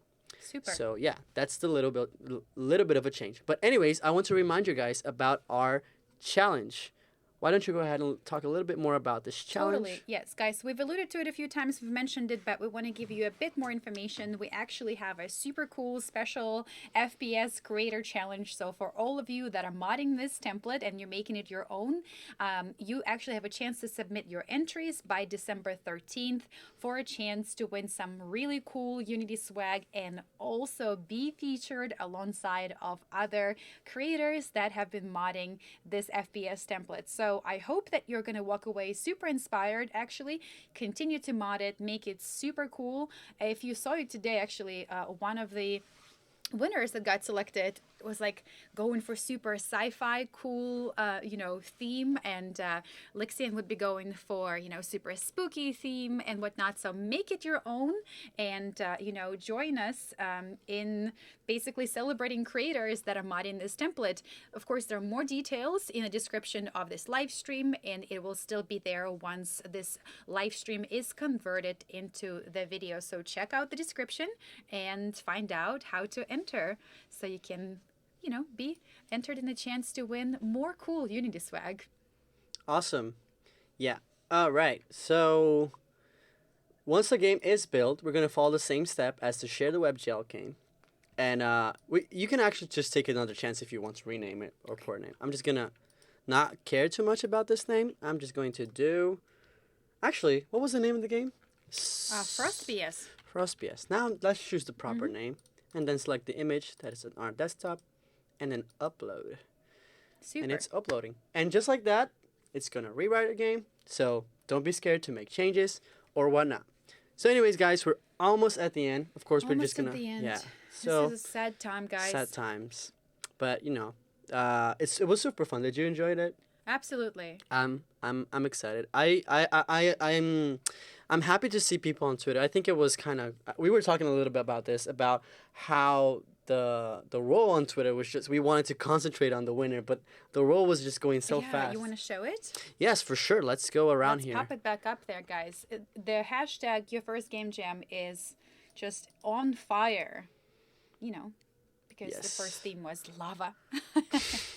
The theme of the background, the skybox, is Exactly. lava. So anyways, let me pull a little bit of a window here on Twitter. Yes. And you can see here that it's so sad. Someone did like you're a failure when you lose. That's so aggressive. Man, that's harsh. Anyways. Oh, look at... Is it a sheep? I cannot right now. Sister you're just killing me here. And I mean it. I love it. My gosh. Okay, fine. I will share a screenshot on Twitter after this live stream. Awesome. Oh boy. This is so cool. Thank you so much for this. Look, there's so many cool things that people are making. So many screenshots. Please go check out yourself. Another thing that I want to ask everyone is how did you think this stream go? Of course, we want to hear your opinion. Yeah. We always want to make things a little bit better in the future, for sure. Totally. I saw in the chat that someone wants to see Instagram versions of this hashtag. So maybe I can do it here. I'm wondering if I'm logged in, but while I do this, Guys, I just want to hear from you guys. If you have any feedback as a viewer, please go ahead and let us know in the description of the video. Once the video is posted, you can, of course, share with us in chat right now. At the end of the day, we're doing this for you guys, so we want to make sure that you find in this format helpful, or if you have any suggestions at all. And, of course, we're always looking forward to get better so that we can empower you to, like I said, get started. I know the first step is always really, really scary, but once you take it, small step after small step, as in my family, they say a little Italian saying piano piano, which means little by little. Oh, okay. Just little by little. Little by little, you get to the next sort of level of confidence and comfort, and join game jams. Join game jams that are in person. Actually, find those are happening all the time. There are some really cool ones that happen online all the time, but there are also in-person game jams. You can join with a team of people and actually learn from them. And it's always just such a great experience, and really helps you sort of to start something, and go from an idea to prototype to actually a cool little game, even if it's just a playable level, even if it's just one level. It's important to dabble in it and also finish it. Yes, exactly. Just like you see here, we uploaded the game, and it's now fixed. Sweet. It has a new name, and it's basically updated. I want to see if it has a huge enemy, and I'm kind of worried to play this live. Okay. But let's try this up, right? Let's do it. Anyways, as we're dropping into the end, I want to thank everyone. I think this is a very cool and exciting moment for people that are beginning. It's very empowering to feel like you're making changes to your game. It's really empowering to code, to program, even if you're just making small changes. Totally. So congratulations to everyone. I think this is really cool. I really believe in the power of creating stuff. So let's see if we have. Oh my God, that's so cool. It wasn't so hard. Maybe we should have changed it to his. Yeah, should have made him more challenging. Anyways, here we Is this go. where we say goodbye? It is. But anyways, I kind of don't want to say goodbye, but we have to. But one thing I noticed in the chat is someone asking if I was Brazilian. I don't know if that was noticeable, but anyways, I am Brazilian, and we have a multicultural hosting experience here because Hugo, you're from Portugal, right? Lixian also is from Portugal, if I'm aware. Yes. That's right. And then Couch, you are from Hungary. Hungary, that's right. Oh my God, so many different things. I love how I answered because you pointed at me. Oh no, because I was like, where was it again? It's so different. Then I'm like, yes. And you are from Russia. Yeah, I was born in Russia. I moved to the States when I was a teenager. So I'm a mutt, guys. Yes, and I am from Brazil. So one thing we did in the last jam, and one thing I really think we should do on this one, which should be really cool, is we should all say goodbye in our local languages. But thank you so much, everyone. Please let us know in the chat, where are you from? Yeah. Of course, we also think that we have a big, awesome, multicultural chat as well. Totally. People watching, it's pretty cool. But the time has come, guys, and it's kind of sad, but I hope to see you guys pushing the hashtag to the future, pushing more pictures of crazy, wild things you're doing. I didn't log in on Instagram because I forgot my password on Instagram, so it was like kind of not being able to do. But thank you so much. Anyways, yes. Why don't you guys start? I'm just going to create an order so we don't get confused. So just, go Code Monkey, then Couch, then Lixian, and then Elena, and then I can say my Sounds good. local language goodbye. So please go ahead. All right, so for me, okay. Obrigado por terem estado connosco. Espero que tenham aprendido muita coisa e espero que tenham conseguido criar um jogo bastante interessante. E agora, força, continuem a aprender e a fazer muito. That's cool. All right, Couch. Köszi, hogy benéztetek a streamre. Remélem legalább olyan jól szórakoztatok, mint mi. És ha bármi kérdésetek van, bátran írjatok nekünk a Game Jam után is, és várunk vissza titeket a következő alkalommal. Sziasztok! That's wild. That's wild. So cool. So great. Lixian. Oh boy. Obrigado por terem vindo. Espero que tenham gostado. Espero que tenham aprendido muito. Continuem a praticar e continuem a evoluir. E alguma pergunta na internet e alguém há sempre saber a resposta. That's so sweet. I'm happy that I understood that. Like, I know Brazilian Portuguese is different, but I was able to understand that, so it's great. What about you? Not different. Awesome. It is not. I'm just.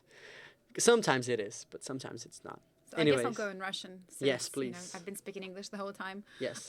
Дорогие зрители, огромное спасибо, что вы провели с нами столько много времени. Я надеюсь, что мы вас вдохновили, что вы продолжите ваш креативный путь и будете дальше разрабатывать Unity. Надеюсь, что мы увидим вас в следующих стримах. И, конечно же, мы очень рады, что вы провели с нами время. До скорой встречи. До свидания. Wow, I just nod my head like I thought it was, Totally. Got it. Yes, got it. Cool. Thank you so much, everyone. Of course, for me, it's obrigado, gente. Eu tô muito feliz de ter participado disso. Acho que, como eu disse, é uma experiência muito boa para todo mundo, quem tá começando, e é muito importante. E é isso aí, galera. Aproveitem e, por favor, sigam as pessoas que estão participando. Eles são criadores legais, e, enfim. Muito obrigado. Okay, that was so great. I'm so happy. Guys, thank you so much. Again, this is really cool. I think that this really is a powerful way for getting everyone introduced to Unity. And let us know what you think in any social media. We'll be watching. We'll be there. And please make sure to follow everyone that has been participating. Lixian, Couch, Code Monkey. So that's it.